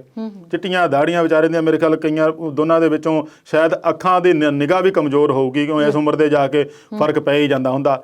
ਪਰ ਉਹਨਾਂ ਨੂੰ ਜੋ ਸਿਲਾ ਉਹਨਾਂ ਨੂੰ ਕਿਸਾਨ ਅੰਦੋਲਨ ਦੀ ਹਮਾਇਤ ਦਾ ਮਿਲਿਆ, ਉਹਨਾਂ ਨੇ ਕਦੇ ਸੋਚਿਆ ਨਹੀਂ ਹੋਣਾ ਕਿ ਦੇਸ਼ ਵਾਸਤੇ ਅਸੀਂ ਜੰਗਾਂ ਲੜ ਕੇ ਆਏ ਆ, ਜਾਨਾਂ ਨੂੰ ਤਲੀ ਤੇ ਧਰ ਕੇ ਦੁਸ਼ਮਣਾਂ ਦੇ ਸਾਹਮਣੇ ਖੜ ਕੇ ਆਏ ਆ। ਹੁਣ ਜਦੋਂ ਅਸੀਂ ਆਪਣੇ ਹੱਕਾਂ ਲਈ ਲੜ ਰਹੇ ਆ ਇੱਥੇ ਆ ਕੇ, ਜਾਂ ਆਪਣੇ ਸਾਥੀਆਂ ਦੇ ਹੱਕਾਂ ਲਈ ਲੜ ਰਹੇ ਆ, ਤਾਂ ਸਾਡੇ ਨਾਲ ਆਹ ਬੀਤ ਰਹੀ ਆ। ਉਹਨਾਂ ਨੇ ਬੜੇ ਰੌਂਗਟੇ ਖੜੇ ਕਰਨ ਵਾਲੇ ਸਨਸਨੀਖੇਜ ਪ੍ਰਗਟਾਵੇ ਕੀਤੇ ਆ ਬਾਹਰ ਆ ਕੇ। ਇਹਦੇ ਵਿੱਚ ਮੈਂ ਦੁਬਾਰਾ ਕਹੂੰਗਾ ਵੀ ਦਿੱਲੀ ਗੁਰਦੁਆਰਾ ਪ੍ਰਬੰਧਕ ਕਮੇਟੀ ਜਿਹੜੇ ਪ੍ਰਧਾਨ ਆ ਮਨਜਿੰਦਰ ਸਿੰਘ ਸਿਰਸਾ, ਉਹਨਾਂ ਦਾ ਬੜਾ ਅਹਿਮ ਰੋਲ ਰਿਹਾ ਆ। ਜੇ ਉਹਨਾਂ ਨੇ ਪਹਿਲਾਂ 3 ਨੌਜਵਾਨ ਰਿਹਾ ਵੀ ਕਰਵਾਏ ਸੀਗੇ, ਉਹ ਵੀ ਉਹਦੇ ਵਿੱਚ ਵੀ ਇਹਨਾਂ ਦੀ ਭੂਮਿਕਾ ਬਹੁਤ ਅਹਿਮ ਸੀਗੀ। ਹੁਣ ਬਜ਼ੁਰਗਾਂ ਨੂੰ ਰਿਹਾ ਕੀਤਾ ਗਿਆ, ਇਹ ਵੀ ਭੂਮਿਕਾ ਸਾਰੀ ਸਿਰਸੇ ਹੋਣਾ ਦੀ ਸੀਗੀ। ਪਰ ਇਹ ਸਵਾਲ ਤਾਂ ਖੜੇ ਕਰਦੀ ਹੈ ਨਾ ਦਿੱਲੀ ਪੁਲਿਸ ਦੇ ਉੱਤੇ ਵੀ ਤੁਸੀਂ ਇੱਕ ਪਾਸੇ ਤਾਂ ਹਿੰਸਾ ਦੇ ਨਾਂ ਤੇ ਆਮ ਨੌਜਵਾਨਾਂ ਨੂੰ ਚੁੱਕੀ ਜਾ ਰਹੇ ਆ, ਦੂਸਰੇ ਪਾਸੇ ਇਹੋ ਜਿਹੇ ਜਿਹੜੇ ਬਜ਼ੁਰਗ ਆ, ਇਸ ਉਮਰ ਦਰਾਜ ਦੇ ਪਹੁੰਚੇ ਹੋਏ ਬਜ਼ੁਰਗਾਂ ਨੂੰ ਤੁਸੀਂ ਚੁੱਕ ਰਹੇ ਆ। ਔਰ ਉਹ ਵੀ ਕੋਈ ਕਹਿੰਦਾ ਮੈਂ ਰੋਟੀ ਖਾ ਰਿਹਾ ਸੀਗਾ, ਕੋਈ ਕਹਿੰਦਾ ਮੈਂ ਲੰਮਾ ਪਿਆ ਸੀ ਜਦੋਂ ਚੱਕ ਕੇ ਲੈ ਗਏ। ਗੱਲ ਕੁਛ ਵੀ ਨਹੀਂ ਨਿਕਲੀ, ਮੁੜ ਕੇ ਉਹਨਾਂ ਨੂੰ ਰਿਹਾ ਕਰਨਾ ਪਿਆ। ਸੋ ਇਹ ਜਿਹੜੀ ਭਾਵਨਾ ਉਹਨਾਂ ਦੇ ਮਨ ਵਿੱਚ ਭਰ ਰਹੇ ਆ, ਜਾਂ ਇਸ ਤਰੀਕੇ ਨਾਲ, ਇਸ ਵਤੀਰੇ ਨਾਲ ਦਿੱਲੀ ਪੁਲਿਸ ਨੂੰ ਸਮਝਣਾ ਚਾਹੀਦਾ ਵੀ ਉਹਨਾਂ ਦੇ ਮਨ ਤੇ ਕੀ ਬੀਤਦੀ ਹੋਊਗੀ। ਇਹੋ ਜਿਹਾ ਤਰੀਕਾ ਅਪਣਾਉਣਾ ਚਾਹੀਦਾ ਤਾਂ ਕਿ ਬੰਦਾ ਉਹ ਦੇਖੋ ਬਾਹਰਲੇ ਦੇਸ਼ਾਂ 'ਚ ਜੇ ਕੋਈ ਬੰਦਾ ਫੜਦੇ ਵੀ ਆ ਨਾ, ਮੰਨ ਲਓ ਕਿਸੇ ਨੇ ਕ੍ਰਾਈਮ ਕੀਤਾ ਵੀ ਆ, ਤੇ ਪੁਲਿਸ ਛੇਤੀ ਕਿਤੇ ਉਹਨਾਂ ਨੂੰ ਫੜਦੀ ਨਹੀਂ ਜਿੰਨਾ ਚਿਰ ਉਹਦੇ ਸਰਕਮਸਟਾਂਸ ਪੂਰੀ ਤਰ੍ਹਾਂ ਲੱਭਦੀ ਨਹੀਂ। ਉਹਨੇ ਆਲੇ ਦੁਆਲੇ ਇੰਨਾ ਕੁ ਘੇਰਾ ਉਹ ਘੱਤ ਲੈਂਦੀ ਆ ਵੀ ਪਤਾ ਲੱਗ ਜਾਵੇ ਵਾਕਈ ਬੰਦਾ ਉਹ ਠੋਸ ਫੜ ਰਹੇ ਆ, ਕਿਤੇ ਸਾਡੇ ਤੋਂ ਗਲਤੀ ਤਾਂ ਨਹੀਂ ਹੋ ਜਾਏ। ਪਰ ਸਾਡੇ ਦੇਸ਼ ਵਿੱਚ ਇਹ ਕਿਤੇ ਹੈ ਹੀ ਨਹੀਂ ਇਹੋ ਜਿਹੀ ਗੱਲ। ਇਹ ਸਾਡੇ ਪਹਿਲਾਂ ਫੜ ਲੈਂਦੇ ਆ, ਮੁੜ ਕੇ ਉਹਨੂੰ ਕਹਿੰਦੇ ਨਹੀਂ ਜੀ ਇਹ ਸਾਡੇ ਤੋਂ ਗਲਤ ਫੜ ਹੋ ਗਿਆ। ਤੁਸੀਂ ਗੱਲ ਕੀਤੀ ਉਹ ਮਹਾਰਾਸ਼ਟਰ ਦਾ ਨੰਦੇੜ ਤੋਂ ਮੁੰਡਾ ਫੜਿਆ ਸੀ ਜਿਹੜਾ ਬਾਬਾ ਜਿਹਨੂੰ ਕਹਿੰਦੇ ਸੀ, ਉਹ ਹੁਣ ਅਗਲੇ ਦਿਨ ਹੀ ਉਹਨਾਂ ਨੇ ਅਦਾਲਤ ਵਿੱਚ ਪੁਲਿਸ ਨੇ ਰਿਪੋਰਟ ਦੇ ਦਿੱਤੀ ਵੀ ਨਹੀਂ ਜੀ ਇਹ ਬੇਕਸੂਰ ਫੜਿਆ ਗਿਆ। ਹੁਣ ਜਿਸ ਬੰਦੇ ਨੇ 2-3 ਦਿਨ ਅੰਦਰ ਰਹਿ ਕੇ ਆਇਆ ਹੋਵੇ, ਉਹਦੇ ਮਨ ਤੇ ਕੀ ਬੀਤਦੀ ਹੋਊਗੀ। ਤੇ ਚੰਗਾ ਹੋਵੇ ਜੇ ਉਹਦੇ ਤੇ ਪਹਿਲਾਂ ਕਾਰਵਾਈ ਕਰਨ ਤੋਂ ਪਹਿਲਾਂ ਉਹਦੇ ਸਾਰੇ ਸਬੂਤ ਜਟਾ ਲਏ ਜਾਣ, ਉਹਦੇ ਤੇ ਨਿਗਾਹ ਰੱਖੀ ਜਾਵੇ, ਉਹਦੇ ਤੇ ਪੂਰਾ ਪੁਖਤਾ ਜਾਣਕਾਰੀ ਲੈ ਕੇ ਫੇਰ ਹੀ ਫੜਿਆ ਜਾਵੇ ਤਾਂ ਚੰਗਾ ਰਹੂਗਾ। ਪਰ ਜੋ ਬਜ਼ੁਰਗਾਂ ਨੇ ਹਾਲ ਬਿਆਨ ਕੀਤਾ, ਉਹ ਦਿੱਲੀ ਪੁਲਿਸ ਵਾਲਿਆਂ ਦੇ ਲਈ ਬਹੁਤ ਹੀ ਸ਼ਰਮਨਾਕ ਗੱਲ ਜ਼ਰੂਰ ਕਹਿ ਸਕਦੇ ਆਪਾਂ, ਕਿਉਂਕਿ ਬਜ਼ੁਰਗਾਂ ਦੇ ਨਾਲ ਇਹੋ ਜਿਹਾ ਵਤੀਰਾ ਨਹੀਂ ਹੋਣਾ ਚਾਹੀਦਾ ਸੀਗਾ। ਇਹੀ ਕਾਰਨ ਹੁਣ ਦਿਸ਼ਾ ਰਵੀ ਦੇ ਕਰਕੇ ਵੀ ਸਾਰੀਆਂ ਪਾਰਟੀਆਂ ਜਿਹੜੀਆਂ ਕਿਸਾਨ ਹਿਤੈਸ਼ੀ ਜਿਹੜੇ ਆ, ਉਹ ਵੀ ਹੁਣ ਮੰਗ ਕਰ ਰਹੇ ਉਹਨਾਂ ਨੂੰ ਰਿਹਾ ਕੀਤਾ ਜਾਵੇ। ਪਰ ਪੁਲਿਸ ਇਸ ਦੇ ਉਲਟ ਇਹਨਾਂ ਨਿੰਦਾ ਨੂੰ, ਇਹਨਾਂ ਆਲੋਚਨਾਵਾਂ ਨੂੰ ਦਰਕਿਨਾਰ ਕਰਦੇ ਆ। ਇਹ 2-3 ਜਣਿਆਂ ਦੇ ਹੋਰ ਉਹਨਾਂ ਨੇ ਵਾਰੰਟ ਜਾਰੀ ਕੀਤੇ ਆ, ਹੋ ਸਕਦਾ ਉਹ ਵੀ ਕਲਾਈਮੇਟ ਐਕਟਿਵਿਸਟਾਂ ਦੇ ਵਿੱਚ ਹੀ ਸ਼ਾਮਲ ਹੋਣ। ਤੇ ਆਉਂਦੇ ਦਿਨਾਂ 'ਚ ਦੇਖੋ ਕੀ ਬਣਦਾ ਜੀ। ਆਉਂਦੇ ਦਿਨਾਂ 'ਚ ਜੋ ਬਣੇਗਾ ਉਹ ਪਤਾ ਲੱਗ ਜਾਏਗਾ। ਪਰ ਕੱਲ ਦੇ ਦਿਨ ਜੋ ਬਣਿਆ ਹੈ, ਯੂਪੀ 'ਚ ਕੁਝ ਕਿਸਾਨਾਂ ਨੇ ਕੁਝ ਛੱਡਿਆ ਹੈ, ਕਿਸੇ ਦਾ ਸਾਥ ਛੱਡਿਆ ਹੈ। ਬਿਲਕੁਲ ਜੀ। ਕਿਹਨਾਂ ਦਾ ਸਾਥ ਛੱਡਿਆ ਤੇ ਕਿਉਂ? ਦੇਖੋ ਜੀ, ਯੂਪੀ ਦੇ ਪੂਰਬੀ ਇਲਾਕੇ ਦੇ 18 ਜ਼ਿਲ੍ਹਿਆਂ ਦੇ ਵਿੱਚ ਜਿਹੜੇ ਆ ਉਹ ਜਾਟ ਆ, ਉਹਨਾਂ ਦਾ ਭਾਜਪਾ ਨੂੰ ਛੱਡਣ ਦਾ ਮੀਡੀਆ 'ਚ ਖਬਰਾਂ ਆਈਆਂ ਆ, ਜਿਹਦੇ ਵਿੱਚ ਉਹਨਾਂ ਦੇ ਜਿਹੜੀ ਪਾਰਟੀ ਆ, ਰਾਜ ਭਰ ਉਹਨਾਂ ਦਾ ਨਾਂ ਆ, ਸੇਲਮਵਾਰ ਕੁਛ ਇੱਦਾਂ ਦਾ ਨਾਂ ਦੱਸਿਆ ਗਿਆ, ਮੈਨੂੰ ਯਾਦ ਨਹੀਂ ਚੰਗੀ ਤਰ੍ਹਾਂ। ਉਸ ਪਾਰਟੀ ਦੇ ਪ੍ਰਧਾਨ ਨੇ ਦਾਅਵਾ ਕੀਤਾ ਵੀ 18 ਜ਼ਿਲ੍ਹਿਆਂ ਦੇ ਜਾਟ ਜਿਹੜੇ ਆ ਉਹ ਭਾਜਪਾ ਨੂੰ ਛੱਡ ਚੁੱਕੇ ਆ। ਆਉਂਦੇ ਸਮੇਂ ਦੇ ਵਿੱਚ, ਕਿਉਂਕਿ ਚੋਣਾਂ ਯੂਪੀ ਦੇ ਵਿੱਚ ਵੀ ਆਉਣ ਵਾਲੀਆਂ ਮੋਰਲੇ 1-2 ਅਗਲੇ ਸਾਲ ਦੇ ਵਿੱਚ ਹੀ ਆ, ਤੇ ਉਹਦਾ ਵੀ ਅਸਰ ਪਊਗਾ। ਉਹ ਹੁਣ ਦਾਅਵਾ ਕਿੰਨਾ ਕੁ ਸੱਚ ਆ ਉਸ ਆਗੂ ਦਾ ਜਾਂ ਕਿੰਨਾ ਝੂਠ ਆ, ਇਹ ਤਾਂ ਉੱਥੋਂ ਦੇ ਲੋਕਾਂ ਦੇ ਵਿੱਚ ਹੀ ਪਤਾ ਲੱਗ ਜਾਂਦਾ ਹੋਊਗਾ, ਕਿਉਂਕਿ ਸਾਰੀ ਦੁਨੀਆ ਦੇ ਵਿੱਚ ਇਹ ਗੱਲ ਫੈਲ ਗਈ ਪਈ 18 ਜ਼ਿਲ੍ਹਿਆਂ ਦੇ ਜਿਹੜੇ ਜਾਟ ਆ ਐਡੇ ਵੱਡੇ ਪੱਧਰ ਤੇ ਜੇ ਭਾਜਪਾ ਨੂੰ ਅਲਵਿਦਾ ਕਹਿ ਗਏ ਤੇ ਭਾਜਪਾ ਦੀ ਸਥਿਤੀ ਕੀ ਬਣੀ ਹੋਊਗੀ ਉੱਥੇ। ਉਹਨਾਂ ਦਾ ਕਾਰਨ ਇਹ ਨਹੀਂ ਬਣਾਇਆ ਉਹਨਾਂ ਨੇ ਵੀ ਇਹ ਕਿਸਾਨ ਅੰਦੋਲਨ ਨੂੰ ਲੈ ਕੇ ਛੱਡਿਆ, ਆਪਾਂ ਕਹਿ ਦਈਏ। ਉਹਨਾਂ ਦਾ ਇਹ ਸੀਗਾ ਵੀ ਜੇ ਇਹ ਨਾਂ ਬਦਲ ਕੇ ਰੱਖ ਰਹੇ ਆ, ਕਦੇ ਦੀਨ ਦਿਆਲ ਉਪਾਧਿਆਏ ਨਾਂ ਰੱਖ ਲਿਆ, ਕਦੇ ਪ੍ਰਿਥੀਰਾਜ ਚੌਹਾਨ ਦੇ ਨਾਂ ਤੇ ਕੁਝ ਰੱਖ ਲਿਆ, ਤੇ ਅਸੀਂ ਜਿਹੜੇ ਆਪਣੇ ਬੰਦੇ ਦੇ ਨਾਂ ਤੇ ਕੋਈ ਰੱਖਿਆ ਤੇ ਇਹਨਾਂ ਨੂੰ ਕਿਉਂ ਇਤਰਾਜ਼ ਹੋਇਆ? ਇੱਕ ਬੰਦੇ ਦੇ ਨਾਂ ਤੇ ਕੋਈ ਰੱਖਿਆ ਸੀ, ਉਹਦੇ ਨਾਲ ਰਾਜ ਭਰ ਜੋੜਿਆ ਸੀ, ਉਹ ਰਾਜ ਭਰ ਉਹਨਾਂ ਦੇ ਇਸ ਆਗੂ ਦਾ ਨਾਂ ਵੀ ਆ। ਉਸ ਨਾਂ ਨੂੰ ਰੱਖਣ ਲਈ ਭਾਜਪਾ ਮੁਨੱਕਰ ਹੋ ਗਈ। ਅੱਛਾ ਜੀ। ਜਿਹਦੇ ਕਰਕੇ ਉਹ ਭਾਜਪਾ ਨਾਲ ਨਾਰਾਜ਼ ਹੋ ਗਏ ਤੇ ਉਹਨਾਂ ਨੇ ਸਾਰਿਆਂ ਨੇ ਇਹ ਵਿਚਾਰ ਕਰਕੇ ਕਿਹਾ ਵੀ ਅਸੀਂ ਭਾਜਪਾ ਦੇ ਨਾਲ ਹੀ ਨਹੀਂ ਰਹਿਣਾ। ਐਡੀ ਵੱਡੀ ਪੱਧਰ ਤੇ ਯੂਪੀ 'ਚ ਭਾਜਪਾ ਨੂੰ ਸੱਟ ਵੱਜਣੀ, ਇਹ ਭਾਜਪਾ ਨੂੰ ਆਉਂਦੇ ਸਮੇਂ ਦੇ ਵਿੱਚ, ਚਾਹੇ ਉੱਥੇ ਪੰਚਾਇਤ ਚੋਣਾਂ ਵੀ ਹੋਣੀਆਂ ਆ, ਵਿਧਾਨ ਸਭਾ ਚੋਣਾਂ ਵੀ ਹੋਣੀਆਂ ਆ, ਉਹਦੇ ਵਿੱਚ ਇਹਦੇ ਨਤੀਜੇ ਦਿਸਣਗੇ, ਇਹਦਾ ਅਸਰ ਵੀ ਦਿਸੂਗਾ ਉਹਨਾਂ ਨੂੰ। ਤੇ ਇਸ ਵੇਲੇ ਸੁਪਰੀਮ ਕੋਰਟ ਦਾ ਬੜਾ ਅਸਰ ਨਜ਼ਰ ਆ ਰਿਹਾ ਹੈ। ਨਿੱਜਤਾ ਦੇ ਮਾਮਲੇ ਨੂੰ ਲੈ ਕੇ ਸੁਪਰੀਮ ਕੋਰਟ ਨੇ ਕੁਝ ਨਵਾਂ ਆਖਿਆ ਜੀ ਬਿਲਕੁਲ। WhatsApp ਦੀ ਗੱਲ ਚੱਲੀ ਸੀਗੀ, ਜਿਹਦੇ ਵਿੱਚ ਉਹਨਾਂ ਨੇ ਇੱਕ ਨਵਾਂ ਫੀਚਰ ਪਾਇਆ ਸੀਗਾ। ਉਸ ਫੀਚਰ ਨੂੰ ਲੈ ਕੇ ਬਹੁਤ ਰੌਲਾ ਪਿਆ ਸੀ, ਔਰ ਦਿਨਾਂ ਦੇ ਵਿੱਚ ਹੀ WhatsApp ਦੇ ਯੂਜ਼ਰ ਜਿਹੜੇ ਆ ਉਹ ਲੱਖਾਂ ਕਰੋੜਾਂ 'ਚ ਘਟ ਗਏ ਸੀਗੇ। ਉਹ ਨਵੇਂ ਪਲੇਟਫਾਰਮ ਤੇ ਜਾਣ ਲੱਗ ਪਏ ਸੀ, ਚਲੇ ਵੀ ਗਏ ਸੀਗੇ। ਉਹਨੂੰ ਦੇਖ ਕੇ WhatsApp ਖੁਦ ਵੀ ਘਬਰਾ ਗਿਆ ਸੀ। ਦੇਖੋ, ਦੁਨੀਆ ਦੇ ਵਿੱਚ ਇਸ ਵੇਲੇ ਸੋਸ਼ਲ ਮੀਡੀਆ 'ਚ ਜੇ ਸਰਦਾਰੀ ਆ ਤਾਂ WhatsApp ਦੀ ਆ। ਲੱਗਦਾ ਨਹੀਂ ਵੀ ਕੋਈ ਵੀ ਬੰਦਾ ਇਹਦੇ ਤੋਂ ਅਛੂਤਾ ਰਿਹਾ ਹੋਊਗਾ, ਹਰੇਕ ਬੰਦਾ ਵਰਤਦਾ। ਜਦੋਂ ਇਸ ਕਦਰ ਇੱਕਦਮ ਯੂਜ਼ਰ ਘਟਣ ਲੱਗ ਪੈਣ, ਪਲੇਟਫਾਰਮ ਛੱਡਣ ਲੱਗ ਪੈਣ, ਤਾਂ ਉਹਨੂੰ ਆਪਣੀ ਉਹ ਨਿਜਤਾ ਵਾਲੀ ਪਾਲਿਸੀ ਥੋੜੀ ਜਿਹੀ ਅੱਗੇ ਪਾਉਣੀ ਪਈ ਸੀ, ਜਿਹੜੀ ਉਹ ਨਵੀਂ ਫੀਚਰ ਲਿਆਉਣ ਲੱਗਾ ਸੀ। ਪਰ ਬਾਵਜੂਦ ਇਸ ਤੇ ਕਿਉਂਕਿ ਭਾਰਤ ਵਿੱਚ ਉਹਦਾ ਅਸਰ ਜ਼ਿਆਦਾ ਦੇਖਣ ਨੂੰ ਇਸ ਕਰਕੇ ਮਿਲਿਆ ਕਿਉਂਕਿ ਵਰਲਡ ਲੈਵਲ ਤੇ ਬਹੁਤਾ ਉਹਦਾ ਰੌਲਾ ਨਹੀਂ ਪਿਆ। ਭਾਰਤ ਵਿੱਚ ਜ਼ਿਆਦਾ ਪਿਆ ਪਏ ਸਾਡੀ ਨਿਜਤਾ ਤੇ ਹਮਲਾ ਆ, ਸਾਡੀ ਪ੍ਰਾਈਵੇਸੀ ਇਹਨਾਂ ਦੇ ਕੋਲ WhatsApp ਕੋਲ ਚੱਲ ਜਾਊਗੀ। ਉਹਨੂੰ ਲੈ ਕੇ ਫਿਰ ਸੁਪਰੀਮ ਕੋਰਟ 'ਚ ਪਟੀਸ਼ਨ ਗਈ ਸੀਗੀ, ਸੁਣਵਾਈ ਹੋਈ ਆ। ਸੁਪਰੀਮ ਕੋਰਟ ਨੇ ਫਿਰ WhatsApp ਨੂੰ ਪਹਿਲਾਂ ਵੀ ਨੋਟਿਸ ਕੀਤਾ ਸੀਗਾ, ਹੁਣ ਵੀ ਉਹਨੂੰ ਦੱਸਿਆ ਵੀ ਜੇ ਇਹੋ ਜਿਹੀ ਕੋਈ ਗੱਲ ਹੈਗੀ ਤਾਂ ਦੱਸੋ, ਨਹੀਂ ਤਾਂ ਸਾਨੂੰ ਲਿਖਤੀ ਤੌਰ ਤੇ ਦਿਓ ਵੀ ਤੁਸੀਂ ਕਿਸੇ ਦੀ ਨਿਜਤਾ ਵਿੱਚ ਨਹੀਂ ਝਾਕੂਗੇ। ਕਿਸੇ ਦੇ ਨਿਜਤਾ ਦਾ ਜਿਹੜਾ ਡਾਟਾ ਆ, ਕੋਈ ਵੀ ਤਰੀਕੇ ਦਾ ਡਾਟਾ, ਚਾਹੇ ਨਾਮ ਆ, ਨੰਬਰ ਆ, ਜਿੱਦਾਂ ਵੀ ਹੈਗਾ ਆ, ਚਾਹੇ ਚੈਟ ਆ, ਉਹ ਕਿਸੇ ਹੋਰ ਥਾਂ ਤੇ ਨਹੀਂ ਜਾਊਗੀ। ਇਹਦਾ ਤੁਹਾਨੂੰ ਲਿਖਤੀ ਦੇਣਾ ਪਊਗਾ। ਸੋ ਇਹ ਉਹਨਾਂ ਨੂੰ ਕੰਟਰੋਲ ਕਰਨ ਦਾ ਇੱਕ ਤਰੀਕਾ ਆ। ਇਹਦੇ ਨਾਲ ਸਰਕਾਰਾਂ ਵੀ ਹੁਣ ਪੂਰੀ ਤਰ੍ਹਾਂ ਜਿਹੜੀ ਸੈਂਟਰ ਦੀ ਆ ਉਹ ਵੀ ਪੂਰੀ ਤਰ੍ਹਾਂ ਸਰਗਰਮ ਹੋਈ ਆ ਵੀ ਜਿਹੜੇ ਵਿਦੇਸ਼ੀ ਮੀਡੀਆ ਜਾਂ ਸੋਸ਼ਲ ਚੱਲਦਾ ਪਿਆ ਆ, ਚਾਹੇ ਟਵਿੱਟਰ ਆ, ਚਾਹੇ ਇੰਸਟਾਗ੍ਰਾਮ, ਚਾਹੇ ਕੁਛ ਆ, ਉਹਨਾਂ ਤੇ ਵੀ ਕਾਬੂ ਪਾਉਣ ਲਈ ਇੱਕ ਯਤਨ ਕਰ ਰਹੀ ਆ, ਤਾਂ ਕਿ ਉਹਨੂੰ ਵੱਧ ਤੋਂ ਵੱਧ ਇੱਕ ਆਤਮ ਨਿਰਭਰ ਪ੍ਰਧਾਨ ਮੰਤਰੀ ਸਾਹਿਬ ਦਾ ਜਿਹੜਾ ਨਾਰਾ ਆ, ਉਸ ਆਤਮ ਨਿਰਭਰ ਨਾਰੇ ਦੇ ਤਹਿਤ ਦੇਸੀ ਐਪ ਬਣਾ ਕੇ ਉਹਨਾਂ ਦੇ ਨਾਲ ਭਾਰਤੀਆਂ ਨੂੰ ਜੋੜਿਆ ਜਾਵੇ, ਤਾਂ ਕਿ ਵਿਦੇਸ਼ੀਆਂ ਦੇ ਉੱਤੇ ਜਿਹੜੀ ਨਿਰਭਰਤਾ ਉਹ ਘਟ ਸਕੇ। ਸਰਕਾਰ ਦਾ ਵੀ ਇਹ ਯਤਨ ਆ ਵੀ ਇਹੋ ਜਿਹੇ ਜਿਹੜੇ ਵਿਦੇਸ਼ਾਂ ਦੇ ਵਿੱਚੋਂ ਆਵਾਜ਼ਾਂ ਉੱਠ ਰਹੀਆਂ, ਉਹ ਜੇ ਉੱਦਾਂ ਨਹੀਂ ਦੱਬ ਸਕਦੀਆਂ ਤੇ ਇਹਨਾਂ ਦਾ ਇੱਕ ਕਿਸਮ ਦਾ ਤਿਆਗ ਹੀ ਕਰ ਦਿਓ। ਜਿਹਦੇ ਵਿੱਚ ਆਪਾਂ ਦੇਖਿਆ ਕੂ ਇੱਕ ਆ ਗਈ ਆ, 2-3 ਹੋਰ ਵੀ ਪਲੇਟਫਾਰਮ ਤਿਆਰ ਹੋ ਰਹੇ ਆ। ਸਰਕਾਰ ਦਾ ਵੀ ਉਹਨਾਂ ਦੇ ਵਿੱਚ ਜ਼ੋਰ ਆ ਪਏ ਲੋਕ ਇਹਨਾਂ ਨਾਲ ਵੱਧ ਤੋਂ ਵੱਧ ਜੁੜਨ ਤੇ ਉਹਨਾਂ ਨੂੰ ਬਾਹਰਲਿਆਂ ਨੂੰ ਛੱਡ ਦੇਣ ਜੀ। ਤੇ ਨਿਜਤਾ ਦਾ ਖਤਰਾ ਸਿਰਫ ਇੱਥੇ ਹੀ ਨਹੀਂ, ਦੁਨੀਆ ਦੇ ਹੋਰ ਵੀ ਬਹੁਤ ਸਾਰੇ ਐਪਸ ਨੇ ਜਿਨ੍ਹਾਂ ਤੇ ਇਸ ਵੇਲੇ ਲਟਕਦਾ ਪਿਆ ਹੈ। ਇੱਕ ਆਡੀਓ ਐਪ ਚੈਟ ਹੈ ਜਿਹਦਾ ਨਾਮ ਹੈ ਕਲੱਬ ਹਾਊਸ। ਉਹਦੀ ਲੀਕੇਜ ਦੀ ਵੀ ਗੱਲ ਆਈ ਹੈ ਕਿ ਉਸ ਜੋ ਕੁਝ ਉੱਤੇ ਗੱਲਬਾਤ ਹੁੰਦੀ ਹੈ ਨਾ, ਉਹ ਚਾਈਨਾ ਪਹੁੰਚ ਰਹੀ ਹੈ। ਉਹ ਭਲਾ ਕੀ ਮਾਮਲਾ ਹੈ? ਪਰਮਿੰਦਰ ਜੀ, ਇਹ 'ਚ ਕੋਈ ਸ਼ੱਕ ਨਹੀਂ ਹੈ ਕਿ ਜਿੰਨੀਆਂ ਵੀ apps play store, Google store ਵਿੱਚ ਹੈਗੀਆਂ, ਉਹਨਾਂ ਵਿੱਚ ਮੈਕਸੀਮਮ ਜਿਹੜੀਆਂ ਉਹ ਚੀਨ ਦੀਆਂ ਬਣੀਆਂ ਆ। ਤੇ ਜਦੋਂ ਆ ਚੀਨ ਨਾਲ ਰੌਲਾ ਪਿਆ ਸੀ, ਸਾਡਾ ਗਲਵਾਨ ਘਾਟੀ ਦੇ ਵਿੱਚ ਜਵਾਨ ਸ਼ਹੀਦ ਹੋਏ ਸੀ, ਉਸ ਤੋਂ ਬਾਅਦ ਸਰਕਾਰ ਨੇ 2-3 ਪੜਾਵਾਂ ਦੇ ਵਿੱਚ ਇਹਨਾਂ ਐਪਾਂ ਨੂੰ ਪਾਬੰਦੀ ਵੀ ਲਾਈ ਆ, ਜਿਨ੍ਹਾਂ ਵਿੱਚ ਕਈ ਮਸ਼ਹੂਰ ਐਪ ਵੀ ਆ, ਟਿਕਟੌਕ ਵਰਗੇ। ਉਸ ਤੋਂ ਬਾਅਦ ਹਾਲੇ ਵੀ ਚਾਈਨਾ ਦੇ ਕਈ ਐਪ ਜਿਹੜੇ ਚੱਲ ਰਹੇ ਆ। ਸਰਦਾਰੀ ਜਿਹੜੀ ਆ ਉਹ ਇਸ ਟੈਕਨੋਲੋਜੀ ਦੇ ਵਿੱਚ ਕੋਈ ਡਾਊਟ ਨਹੀਂ ਚਾਈਨਾ ਦੀ ਹੀ ਹੈ।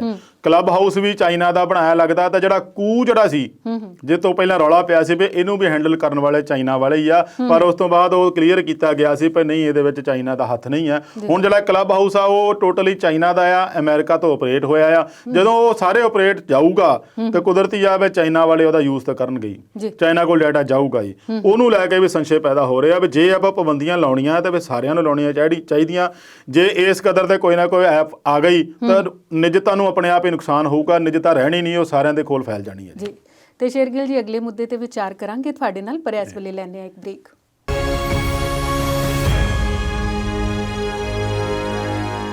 ਵਕਫੇ ਤੋਂ ਬਾਅਦ ਵਿਚਾਰ ਚਰਚਾ ਦੇ ਆਖਰੀ ਹਿੱਸੇ 'ਚ ਫਿਰ ਤੋਂ ਸਵਾਗਤ। ਅਵਤਾਰ ਜੀ, ਅਗਲੇ ਮੁੱਦੇ ਵੱਲ ਆਈਏ ਤੇ ਮੁੱਦਾ ਬੜਾ ਗੰਭੀਰ ਹੈ। ਪੁਲਵਾਮਾ ਦੀ ਬਰਸੀ ਅਸੀਂ ਕੱਲ੍ਹ ਮਨਾਈ ਹੈ ਤੇ ਉਸ ਬਰਸੀ ਸਮਾਗਮ ਨੂੰ ਖਰਾਬ ਕਰਨ ਲਈ ਜਾਂ ਦੁਬਾਰਾ ਤੋਂ ਪੁਰਾਣੀ ਯਾਦ ਤਾਜ਼ਾ ਕਰਨ ਲਈ ਕੁਝ ਸਾਜ਼ਿਸ਼ਾਂ ਰਚੀਆਂ ਗਈਆਂ ਸੀ ਤੇ ਉਹਦਾ ਖੁਲਾਸਾ ਹੋ ਗਿਆ। ਤੇ ਉਹ ਭਲਾ ਸਾਜ਼ਿਸ਼ ਹੈ ਕੀ? ਪਰਮਿੰਦਰ ਜੀ, ਅਕਸਰ ਇਹੀ ਹੁੰਦਾ ਆ ਜਦੋਂ ਕਿਸੇ ਵੀ ਵੱਡੀ ਘਟਨਾ ਦੀ ਕੋਈ ਬਰਸੀ ਸਮਾਗਮ ਹੋਵੇ ਜਾਂ ਉਹਨੂੰ ਯਾਦ ਕੀਤਾ ਜਾਂਦਾ ਆ, ਉਦੋਂ ਗੁਆਂਢੀ ਮੁਲਕ ਵੱਲੋਂ ਜਾਂ ਇਹੋ ਜਿਹੇ ਜਿਹੜੇ ਸ਼ਰਾਰਤੀ ਅਨਸਰ ਆ ਜਾਂ ਅੱਤਵਾਦੀਆਂ ਵੱਲੋਂ ਕੋਈ ਨਾ ਕੋਈ ਉਹਨੂੰ ਯਾਦ ਦੁਬਾਰਾ ਤਾਜ਼ਾ ਕਰਨ ਲਈ ਇਹੋ ਜਿਹੀ ਸਾਜ਼ਿਸ਼ ਰਚੀ ਜਾਂਦੀ ਆ ਵੀ ਤਾਂ ਕਿ ਲੋਕਾਂ ਦੇ ਵਿੱਚ ਫਿਰ ਦਹਿਸ਼ਤ ਫੈਲ ਸਕੇ। ਇਹੀ ਕਾਰਨ ਹੈ ਕਿ ਕੱਲ੍ਹ ਪੁਲਵਾਮਾ ਦੇ ਹਮਲੇ ਨੂੰ 2 ਸਾਲ ਹੋ ਗਏ ਪੂਰੇ, ਜਿਹਦੇ ਵਿੱਚ ਸਾਡੇ 40 ਜਵਾਨ ਸ਼ਹੀਦ ਹੋਏ ਸੀ। ਉਹਦੇ ਬਾਬਤ ਪ੍ਰਧਾਨ ਮੰਤਰੀ ਹੋਰਾਂ ਨੇ ਵੀ ਦੁੱਖ ਪ੍ਰਗਟ ਕੀਤਾ, ਰਾਜਨਾਥ ਸਿੰਘ ਰੱਖਿਆ ਮੰਤਰੀ ਨੇ, ਗ੍ਰਹਿ ਮੰਤਰੀ ਨੇ ਵੀ, ਫੌਜ ਨੇ ਵੀ, CRPF ਵਾਲਿਆਂ ਨੇ ਆਪਣੇ ਆਪਣੇ ਤੌਰ ਤਰੀਕੇ ਨਾਲ ਸਾਰਿਆਂ ਨੇ ਉਹਨਾਂ ਨੂੰ ਨਮਨ ਕੀਤਾ ਆ, ਕਿਸਾਨਾਂ ਨੇ ਵੀ ਉਹਨਾਂ ਨੂੰ ਸ਼ਰਧਾਂਜਲੀ ਦਿੱਤੀ ਆ। ਪਰ ਇਹਦੇ ਨਾਲ ਹੀ ਉੱਥੇ ਹੀ ਆਲੇ ਦੁਆਲੇ ਜੰਮੂ ਕਸ਼ਮੀਰ ਦੇ ਵਿੱਚ ਇੱਕ ਬਹੁਤ ਵੱਡੀ ਘਟਨਾ ਜਿਹੜੀ ਉਹ ਨਾਕਾਮ ਕੀਤੀ ਆ ਸਾਡੇ ਜਵਾਨਾਂ ਨੇ, ਜਿਹਦੇ 'ਚ 7 ਕਿਲੋ ਦਾ IED ਮਿਲਿਆ, ਜਿਹੜਾ ਇੰਪਰੋਵਾਈਜ਼ਡ ਐਕਸਪਲੋਸਿਵ ਡਿਵਾਈਸ ਹੁੰਦਾ ਆ। ਵੀ ਜੇ ਉਹ ਨਾ ਪਤਾ ਲੱਗਦਾ ਤੇ ਕੋਈ ਨਾ ਕੋਈ ਦੁਖਦਾਈ ਘਟਨਾ ਜਿਹੜੀ ਉਹ ਬਣ ਸਕਦੀ ਸੀਗੀ। ਪਰ ਸਮੇਂ ਸਿਰ ਪਤਾ ਲਾ ਕੇ ਉਹਦਾ ਪਰਦਾਫਾਸ਼ ਕਰਤਾ। ਉਹਦੇ ਨਾਲ ਹੁਣ ਖੁਲਾਸੇ ਕਈ ਹੋ ਰਹੇ ਆ, ਕਿਉਂਕਿ ਜਦੋਂ ਇਹੋ ਜਿਹੀ ਚੀਜ਼ ਜਦੋਂ ਆਪਾਂ ਪੁਲਵਾਮਾ ਹਮਲੇ ਦੀ ਵੀ ਦੇਖੀ ਸੀ ਤਾਂ ਉਹਦੇ ਵੀ ਤਾਰ ਕਈਆਂ ਥਾਵਾਂ ਤੇ ਜੁੜੇ ਸੀਗੇ, ਬੰਦੇ ਫੜੇ ਵੀ ਸੀ, ਹਜੇ ਵੀ ਹੈਗੇ, ਇਹਨਾਂ ਦੇ ਕਬਜ਼ੇ 'ਚ ਹੀ ਆ, ਚਲਦੀ ਪਈ ਆ ਕੇਸ।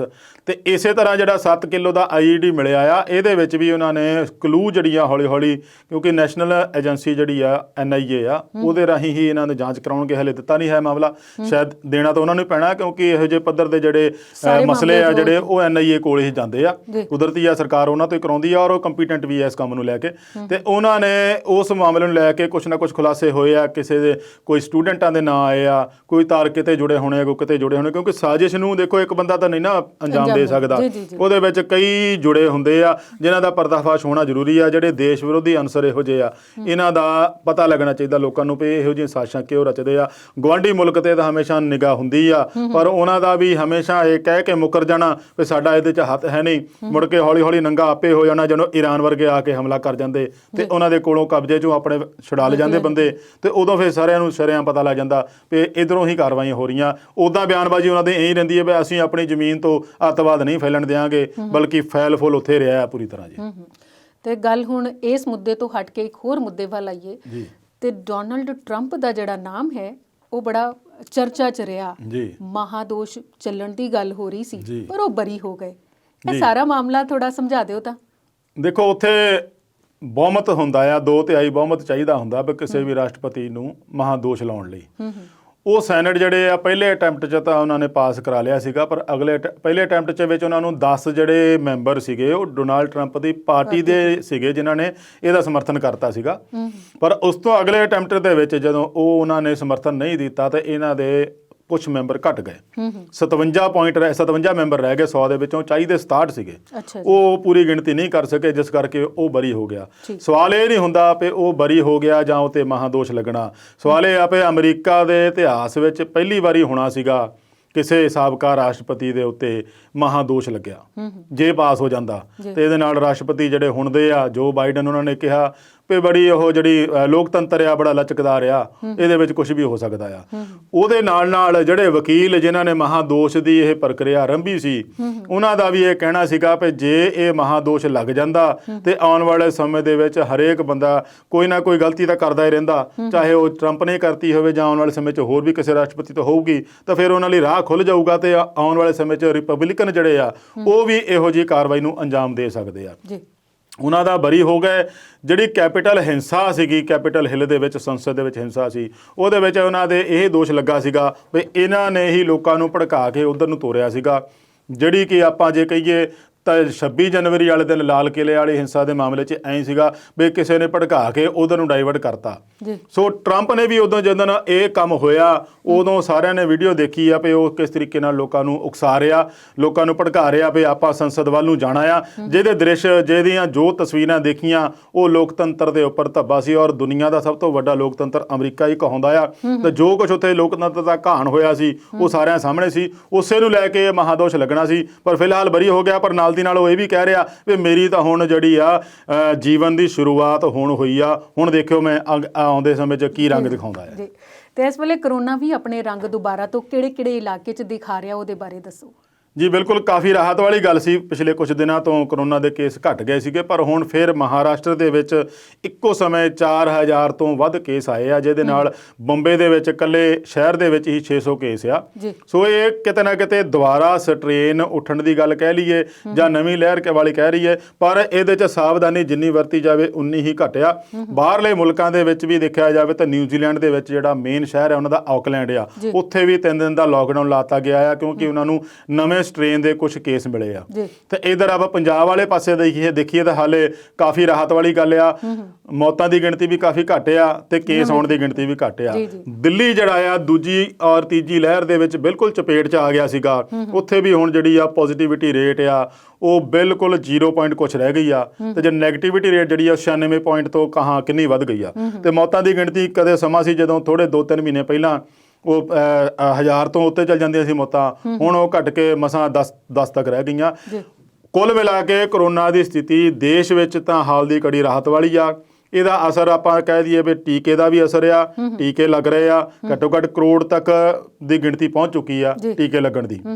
ਜਲੰਧਰ ਮੈਨੂੰ ਲੱਗਦਾ ਪੰਜਾਬ 'ਚ ਪਹਿਲੇ ਨੰਬਰ ਤੇ ਚੱਲ ਰਿਹਾ ਟੀਕਾਕਰਨ। ਬਿਲਕੁਲ ਜੀ, ਬਿਲਕੁਲ। ਟੀਕਾਕਰਨ ਦੇ ਵਿੱਚ ਜਲੰਧਰ ਪੰਜਾਬ ਵਿੱਚ ਪਹਿਲੇ ਨੰਬਰ ਤੇ ਆ। ਉਂਝ ਵੀ ਓਵਰਆਲ ਜਿਹੜਾ ਆ ਉਹ ਕਰੋੜ ਤੱਕ ਗਿਣਤੀ ਪਹੁੰਚ ਚੁੱਕੀ ਆ। 3 ਕਰੋੜ ਹਜੇ ਫਰੰਟ ਲਾਈਨਰ ਨੂੰ ਲੱਗਣੇ ਆ, ਉਸ ਤੋਂ ਬਾਅਦ ਬਾਕੀਆਂ ਨੂੰ ਲੱਗਣੇ ਆ। ਆਪਣੇ ਟੀਕੇ ਕਿੰਨੇ ਕਾਰਗਰ ਆ ਉਹ ਬਾਹਰਲੇ ਦੇਸ਼ਾਂ ਤੋਂ ਆਉਂਦੇ ਆਰਡਰ ਤੋਂ ਵੀ ਆਪਾਂ ਅੰਦਾਜ਼ਾ ਲਾ ਸਕਦੇ ਹਾਂ। ਕੈਨੇਡਾ ਨੇ ਵੀ ਆਰਡਰ ਦਿੱਤੇ ਆ 5 ਲੱਖ ਡੋਜ਼ ਉਧਰ ਵੀ ਭੇਜਣ ਨੂੰ, ਸਪਲਾਈ ਕਰਨ ਨੂੰ ਸੈਂਟਰ ਸਰਕਾਰ, ਮੋਦੀ ਸਰਕਾਰ ਨੇ ਮਨਜ਼ੂਰੀ ਦਿੱਤੀ ਆ। ਬ੍ਰਾਜ਼ੀਲ ਵਰਗੇ ਦੇਸ਼ਾਂ ਨੂੰ, ਮਲੇਸ਼ੀਆ, ਇੱਧਰ ਜਿਹੜੇ ਏਸ਼ੀਅਨ ਮੁਲਕ ਆ, ਭੂਟਾਨ, ਸ਼੍ਰੀਲੰਕਾ ਵਗੈਰਾ, ਉਹਨਾਂ ਨੂੰ ਵੀ ਭਾਰਤ ਦੇ ਬਣੇ ਟੀਕੇ ਜਾਣੇ ਆ। ਉਧਰ ਅਮਰੀਕਾ ਦਾ ਫਾਈਜ਼ਰ ਟੀਕਾ ਆ ਜਿਹੜਾ, ਉਹਨੂੰ ਜਾਪਾਨ ਨੇ ਮਨਜ਼ੂਰੀ ਦਿੱਤੀ ਆ। ਹੁਣ ਫਾਈਜ਼ਰ ਦਾ ਟੀਕਾ ਜਾਪਾਨ 'ਚ ਵੀ ਲੱਗੂਗਾ। ਚੀਨ ਦਾ ਬਣਿਆ ਜਿਹੜਾ ਟੀਕਾ ਆ ਉਹ ਪਾਕਿਸਤਾਨ ਨੇ ਲੈਣਾ ਆ, ਉਹ ਪਾਕਿਸਤਾਨ 'ਚ ਵੀ ਟੀਕਾ ਲੱਗਣਾ ਆ, ਪਾਕਿਸਤਾਨ ਨੇ ਉਹਨੂੰ ਮਨਜ਼ੂਰੀ ਦਿੱਤੀ ਆ। ਕਿਆਸ ਲਗਾਏ ਜਾਂਦੇ ਸੀਗੇ ਵੀ ਭਾਰਤ ਸ਼ਾਇਦ ਪਾਕਿਸਤਾਨ ਨੂੰ ਵੀ ਦਊਗਾ। ਖੈਰ ਇਹ ਡਿਪਲੋਮੈਸੀ ਆ, ਇਹ ਮਨੁੱਖਤਾ ਦੀ ਭਲਾਈ ਵਾਲੀ ਗੱਲ ਆ। ਇਹਨੂੰ ਇਹੋ ਜਿਹੇ ਦੁਸ਼ਮਣੀ ਦੀ ਨਜ਼ਰ ਨਾਲ ਨਹੀਂ ਦੇਖਣਾ ਚਾਹੀਦਾ, ਕਿਉਂਕਿ ਲੋਕਾਂ ਦਾ ਭਲਾ ਹੀ ਆ। ਉੱਥੇ ਵੀ ਜੇ ਟੀਕੇ ਲੱਗ ਜਾਣਗੇ ਭਾਰਤ ਵਾਲੇ ਤਾਂ ਕੋਈ ਇਹਦੇ 'ਚ ਗਲਤ ਨਹੀਂ ਹੋਵੇਗਾ। ਸੋ ਕਰੋਨਾ ਦੀ ਸਥਿਤੀ ਬਾਹਰਲੇ ਮੁਲਕਾਂ ਨਾਲੋਂ ਭਾਰਤ ਦੇ ਵਿੱਚ ਕਾਫੀ ਸੁਧਾਰ ਵਾਲੀ ਆ। ਅਮਰੀਕਾ ਦੇ ਵਿੱਚ ਵੀ ਥੋੜ੍ਹੀ ਜਿਹੀ ਡਰਾਵਣੀ ਆ। ਇੰਗਲੈਂਡ ਦੇ ਨਾਲ ਲੱਗਦੇ ਦੇਸ਼ਾਂ ਦੇ ਵਿੱਚ ਹਾਈ ਡਰਾਵਣੀ ਆ। ਉੱਥੇ ਨਵੇਂ ਸਟ੍ਰੇਨ ਨੇ ਉਹਨਾਂ ਨੂੰ ਵਕਤ ਪਾਇਆ ਹੋਇਆ ਜੀ। ਅਵਤਾਰ ਜੀ, ਕਰੋਨਾ ਤੇ ਰਾਹਤ ਵਾਲੀ ਗੱਲ ਤੁਸੀਂ ਦੱਸ ਦਿੱਤੀ ਹੈ, ਪਰ ਉੱਤਰਾਖੰਡ 'ਚੋਂ ਹਾਲੇ ਤੱਕ ਰਾਹਤ ਦੀ ਕੋਈ ਖਬਰ ਨਹੀਂ ਆ ਰਹੀ। ਕਿੱਥੋਂ ਤੱਕ ਪਹੁੰਚ ਗਿਆ ਹੈ? ਕਿੰਨਿਆਂ ਨੂੰ ਕੱਢ ਲਿਆ ਗਿਆ ਹੈ? ਕਿੰਨੇ ਉੱਥੇ ਰਹਿ ਗਏ? ਅਸਲ ਦੇ ਵਿੱਚ ਕੁਦਰਤ ਨੂੰ ਛੇੜਨਾ, ਉਹਦੇ ਨਿਯਮਾਂ ਨੂੰ ਖਰਾਬ ਕਰਨਾ ਕਿੰਨਾ ਕੁ ਖਤਰਨਾਕ ਹੈ, ਸਾਨੂੰ ਚਮੋਲੀ ਦੀ ਘਟਨਾ ਨੇ ਦੱਸ ਦਿੱਤਾ। ਉੱਤਰਾਖੰਡ ਦੇ ਵਿੱਚ ਬਹੁਤ ਮੁਸ਼ਕਿਲ ਹਾਲਾਤ ਵਿੱਚ ਰਾਹਤ ਕਾਰਜ ਬੇਸ਼ੱਕ ਜਾਰੀ ਆ, ਪਰ ਮੁਸ਼ਕਿਲ ਬਹੁਤ ਪੇਸ਼ ਆ ਰਹੀ ਆ, ਕਿਉਂਕਿ ਸੁਰੰਗਾਂ ਜਿਹਦੇ ਵਿੱਚ ਲੋਕਾਂ ਦੇ ਹਜੇ ਵੀ ਫਸੇ ਹੋਣ ਦਾ ਡਰ ਆ ਜਾਂ ਖਦਸ਼ਾ ਸੰਭਾਵਨਾ ਆ, ਉਹਨਾਂ ਤੱਕ ਪਹੁੰਚਣਾ ਹੀ ਰਾਹਤ ਕਾਰਜਾਂ ਨੂੰ ਬਹੁਤ ਮੁਸ਼ਕਲਾਤ ਦਾ ਸਾਹਮਣਾ ਕਰਨਾ ਪੈ ਰਿਹਾ ਆ। ਹਜੇ ਵੀ ਰੋਜ਼ਾਨਾ ਦੀ ਗਿਣਤੀ ਦੇ ਵਿੱਚ ਆਪਾਂ ਦੇਖੀਏ ਤਾਂ 5-6 ਲਾਸ਼ਾਂ ਜਿਹੜੀਆਂ ਉਹ ਨਿਕਲ ਰਹੀਆਂ ਆ। ਉਹਨਾਂ ਦੇ ਬਚਣ ਦੀ ਉਮੀਦ ਤਾਂ ਬਹੁਤ ਘੱਟ ਆ, ਕਿਉਂਕਿ ਦਿਨ ਬਹੁਤ ਹੋ ਗਏ ਆ। ਇੰਨੇ ਸਮੇਂ ਦੇ ਵਿੱਚ ਇੰਨੇ ਵੱਡੇ ਮਲਬੇ ਦੇ ਹੇਠ ਦੱਬੇ ਰਹਿ ਕੇ ਜੀਵਤ ਰਹਿਣ ਦੀ ਆਪਾਂ ਉਮੀਦ ਵੀ ਘਟ ਜਾਂਦੀ ਹੁੰਦੀ ਆ। ਆਪਾਂ ਕਹਿ ਨਹੀਂ ਸਕਦੇ ਵੀ ਜੀਵਤ ਰਹਿਣਗੇ। ਕੁਦਰਤੀ ਕ੍ਰਿਸ਼ਮਾ ਹੋਊਗਾ ਤਾਂ ਫੇਰ ਬੇਸ਼ੱਕ ਉਹਨਾਂ ਦੀ ਜਾਨ ਬਚ ਜਾਊਗੀ, ਪਰ ਮੁਸ਼ਕਲ ਲੱਗਦਾ ਜਿਸ ਤਰੀਕੇ ਨਾਲ 200 ਆਪਾਂ ਸ਼ੁਰੂ ਤੋਂ ਕਹਿੰਦੇ ਆਏ ਵੀ ਲਾਪਤਾ ਆ, ਉਹ ਗਿਣਤੀ ਉੱਥੇ ਤੱਕ ਪਹੁੰਚਦੀ ਨਜ਼ਰ ਆ ਰਹੀ ਆ। ਜਿਹੜੀ ਕੁਦਰਤ ਦੇ ਨਾਲ ਤੁਸੀਂ ਦੱਸੀ ਗੱਲ, ਇਹ ਛੇੜਛਾੜ ਵਾਕਿਆ ਕੁਦਰਤ ਆਪਣਾ ਰੰਗ ਦਿਖਾਲਦੀ ਆ। ਆਪਾਂ ਡੈਮ ਬਣਾ ਲੈਂਦੇ ਆ, ਬੰਨ੍ਹ ਬਣਾ ਲੈਂਦੇ ਆ, ਇਹ ਸਾਰਾ ਕੁਝ ਕੁਦਰਤ ਨਾਲ ਛੇੜਛਾੜ ਕਰਕੇ ਕਰਦੇ ਆ। ਇਹਦੇ ਨਾਲ ਮੈਂ ਇੱਕ ਹੋਰ ਜਾਣਕਾਰੀ ਦੇਵਾਂ ਵੀ ਜਿਸ ਤਰੀਕੇ ਨਾਲ ਇੱਥੇ ਬੰਨ੍ਹ ਬਣ ਰਿਹਾ ਸੀ, ਉਹਨਾਂ ਇਲਾਕਿਆਂ ਦੇ ਵਿੱਚ, ਉਹਨਾਂ ਸਟੇਟਾਂ ਦੇ ਵਿੱਚ ਹਜੇ 50 ਤੋਂ ਉੱਪਰ ਬੰਨ੍ਹ ਹੋਰ ਬਣ ਰਹੇ ਆ। ਅੱਛਾ ਜੀ। ਸਰਕਾਰ ਦੀ ਯੋਜਨਾ ਜਿਹੜੀ ਆ ਉਹ ਬੰਨ੍ਹ ਬਣਾਉਣ ਦੀ ਹਜੇ ਹੋਰ ਵੀ ਹੈਗੀ ਆ। ਸੋ ਇਹ ਜਦੋਂ ਆਪਾਂ ਇਸ ਤਰੀਕੇ ਨਾਲ ਕਿਸੇ ਕੁਦਰਤ ਦਾ ਛੇੜਛਾੜ ਕਰਦੇ ਆ, ਕੁਦਰਤ ਦਾ ਤਾਂ ਨਜ਼ਾਰੇ ਦਾ ਆਨੰਦ ਲੈਣਾ ਚਾਹੀਦਾ, ਨਾ ਕਿ ਉਹਨੂੰ ਛੇੜ ਕੇ ਇਸ ਤਰੀਕੇ ਨਾਲ ਉਹਨੂੰ ਖਰਾਬ ਕਰਨਾ ਚਾਹੀਦਾ ਆ। ਇਸ ਦੇ ਉਲਟ ਜੇ ਆਪਾਂ ਦੇਖੀਏ ਤਾਂ ਅਮਰੀਕਾ ਦੇ ਵਿੱਚ ਬੰਨ੍ਹ ਜਿਹੜੇ ਤੋੜ ਰਹੇ ਆ, ਜਿੰਨੇ ਉਹਨਾਂ ਨੇ ਬਣਾਏ ਸੀ ਉਹ ਤੋੜ ਕੇ ਕੁਦਰਤ ਨੂੰ ਆਪਣਾ ਰੂਪ ਦੇ ਰਹੇ ਆ ਵੀ ਤੁਸੀਂ ਭਾਈ ਜਿੱਦਾਂ ਸੀਗਾ ਉੱਦਾਂ ਹੀ ਹੈਗੇ ਆ। ਮੈਂ ਤਾਂ ਆਪ ਖੁਦ ਦੇਖਿਆ ਉੱਥੇ ਦਰਖਤਾਂ ਨੂੰ ਇਸ ਕਦਰ ਉਹਨਾਂ ਨੇ ਸੰਭਾਲਿਆ ਹੁੰਦਾ ਨਾ ਵੀ ਉਹਨੂੰ ਵਰਤੋਂ ਵੀ ਉਹਦੀ ਪੂਰੀ ਕੀਤੀ ਹੋਆ, ਸੰਭਾਲ ਕੇ ਵੀ ਉਹਦਾ ਇਸ ਤਰੀਕੇ ਨਾਲ ਰੱਖਿਆ, ਔਰ ਲਿਖਿਆ ਵੀ ਗਿਆ ਕਿ ਇਹ ਆਹ ਕੰਮ ਕਰਨ ਲਈ ਅਸੀਂ ਕੋਈ ਦਰਖਤ ਨਹੀਂ ਵੱਢਿਆ। ਔਰ ਉੱਥੇ ਇਹ ਗੱਲ ਲਾਜ਼ਮੀ ਆ ਵੀ ਜੇ ਕੋਈ ਘਰ ਬਣਾਉਂਦਾ ਆ, ਜਿਹਨੇ ਕਿਸੇ ਨੇ ਇੱਕ ਦਰਖਤ ਵੱਢਣਾ ਵੀ ਹੈ ਨਾ ਆਪਣੇ ਘਰ 'ਚ, ਤੇ ਉਹਦੇ ਲਈ ਉਹਨੂੰ 2 ਜਾਂ 3 ਦਰਖਤ ਲਾਉਣੇ ਪੈਣਗੇ, ਫਿਰ ਉਹਨੂੰ ਮਨਜ਼ੂਰੀ ਮਿਲਦੀ ਆ। ਵੈਸੇ ਅਵਤਾਰ ਜੀ, ਮੈਂ ਤਾਂ ਇਹ ਵੀ ਸੁਣਿਆ ਕਿ ਜਿੱਥੇ ਇਹ ਘਟਨਾ ਵਾਪਰੀ ਹੈ ਨਾ ਚਮੋਲੀ ਦੀ, ਉੱਥੇ ਦੇ ਪਹਿਲੇ ਲੋਕ ਜਿਹੜੇ ਨੇ ਨਾ ਉੱਚੀ ਬੋਲਣ ਨੂੰ ਵੀ ਮਨਾ ਕਰਦੇ ਸੀ। ਕਹਿੰਦੇ ਇੱਥੇ ਦੇਵਤੇ ਨਿਵਾਸ ਕਰਦੇ ਤੇ ਉਹਨਾਂ ਦੀ ਸ਼ਾਂਤੀ ਭੰਗ ਹੁੰਦੀ। ਕੁਦਰਤੀ ਆ, ਪਹਾੜਾਂ ਦੇ ਵਿੱਚ ਉੱਚੀ ਬੋਲਣ ਦੀ ਵੈਸੇ ਮਨਾਹੀ ਆ। ਪਹਾੜਾਂ ਦੇ ਵਿੱਚ ਉੱਚੀ ਬੋਲਣਾ ਵੈਸੇ ਹੀ ਉਸ ਪਹਾੜ ਦੇ ਨਾਲ ਟੱਕਰ ਲੈਣ ਵਾਲੀ ਗੱਲ ਹੁੰਦੀ ਆ, ਕਿਉਂਕਿ ਜਦੋਂ ਆਵਾਜ਼ ਗੂੰਜਦੀ ਆ ਤੇ ਉਹਦੇ 'ਚ ਕੰਪਨ ਛਿੜਦੀ ਆ। ਤੇ ਉੱਥੇ ਆਪਾਂ ਇਹੋ ਜਿਹੀਆਂ ਜਿਹੜੀਆਂ ਡਰਿੱਲਾਂ ਮਾਰਦੇ ਆ, ਬੜੀਆਂ JCB ਮਸ਼ੀਨਾਂ ਲਾਉਂਦੇ ਆ, ਤੇ ਫਿਰ ਆਪਾਂ ਕੁਦਰਤ ਦੇ ਨਾਲ ਪੰਗਾ ਲੈਣ ਵਾਲੀ ਗੱਲ ਹੁੰਦੀ ਆ। ਇਹ ਪੰਗੇ ਜਦੋਂ ਬੰਦਾ ਲੈਂਦਾ ਆ ਤੇ ਫਿਰ ਕੁਦਰਤ ਨੇ ਆਪਣਾ ਰੂਪ ਜੋ ਆਹ ਦਿਖਾ ਲਿਆ, ਵਿਨਾਸ਼ਕਾਰੀ ਰੂਪ, ਇਹ ਤਾਂ ਇਹਦੇ ਤੋਂ ਸਬਕ ਸਿੱਖਣ ਦੀ ਲੋੜ ਆ ਸਰਕਾਰਾਂ ਨੂੰ। ਤੇ ਜ਼ਰੂਰ ਮੈਨੂੰ ਲੱਗਦਾ ਸਾਡੇ ਸੁਣਨ ਵਾਲੇ ਤੇ ਵਾਤਾਵਰਣ ਪ੍ਰੇਮੀ ਜ਼ਰੂਰ ਇਸ ਵੱਲ ਧਿਆਨ ਦੇਣਗੇ ਤੇ ਸਰਕਾਰਾਂ ਜ਼ਿਆਦਾ ਦੇਣਗੀਆਂ ਕਿ ਸੀਮੈਂਟ ਦੇ ਜੰਗਲ ਨਾ ਬਣਾ ਕੇ ਜਿਹੜੇ ਕੁਦਰਤੀ ਜੰਗਲ ਨੇ ਉਹਨਾਂ ਨੂੰ ਕਾਇਮ ਰੱਖਿਆ ਜਾਏ। ਬਿਲਕੁਲ ਜੀ। ਤੇ ਅਵਤਾਰ ਜੀ, ਅੱਜ ਦੇ ਪ੍ਰੋਗਰਾਮ 'ਚ ਸ਼ਾਮਿਲ ਹੋਣ ਲਈ, ਵੱਖ-ਵੱਖ ਮੁੱਦਿਆਂ ਤੇ ਆਪਣੇ ਵਿਚਾਰ ਸਾਂਝੇ ਕਰਨ ਲਈ ਤੁਹਾਡਾ ਬਹੁਤ-ਬਹੁਤ ਧੰਨਵਾਦ। ਸ਼ੁਕਰੀਆ ਜੀ। ਸੋ ਦਰਸ਼ਕਾਂ ਦਾ ਵੀ ਧੰਨਵਾਦ ਕਰਦੇ ਹਾਂ ਵਿਚਾਰ ਚਰਚਾ ਦੇ ਅੱਜ ਦੇ ਇਸ ਸਿਲਸਿਲੇ ਨਾਲ ਜੁੜਨ ਲਈ।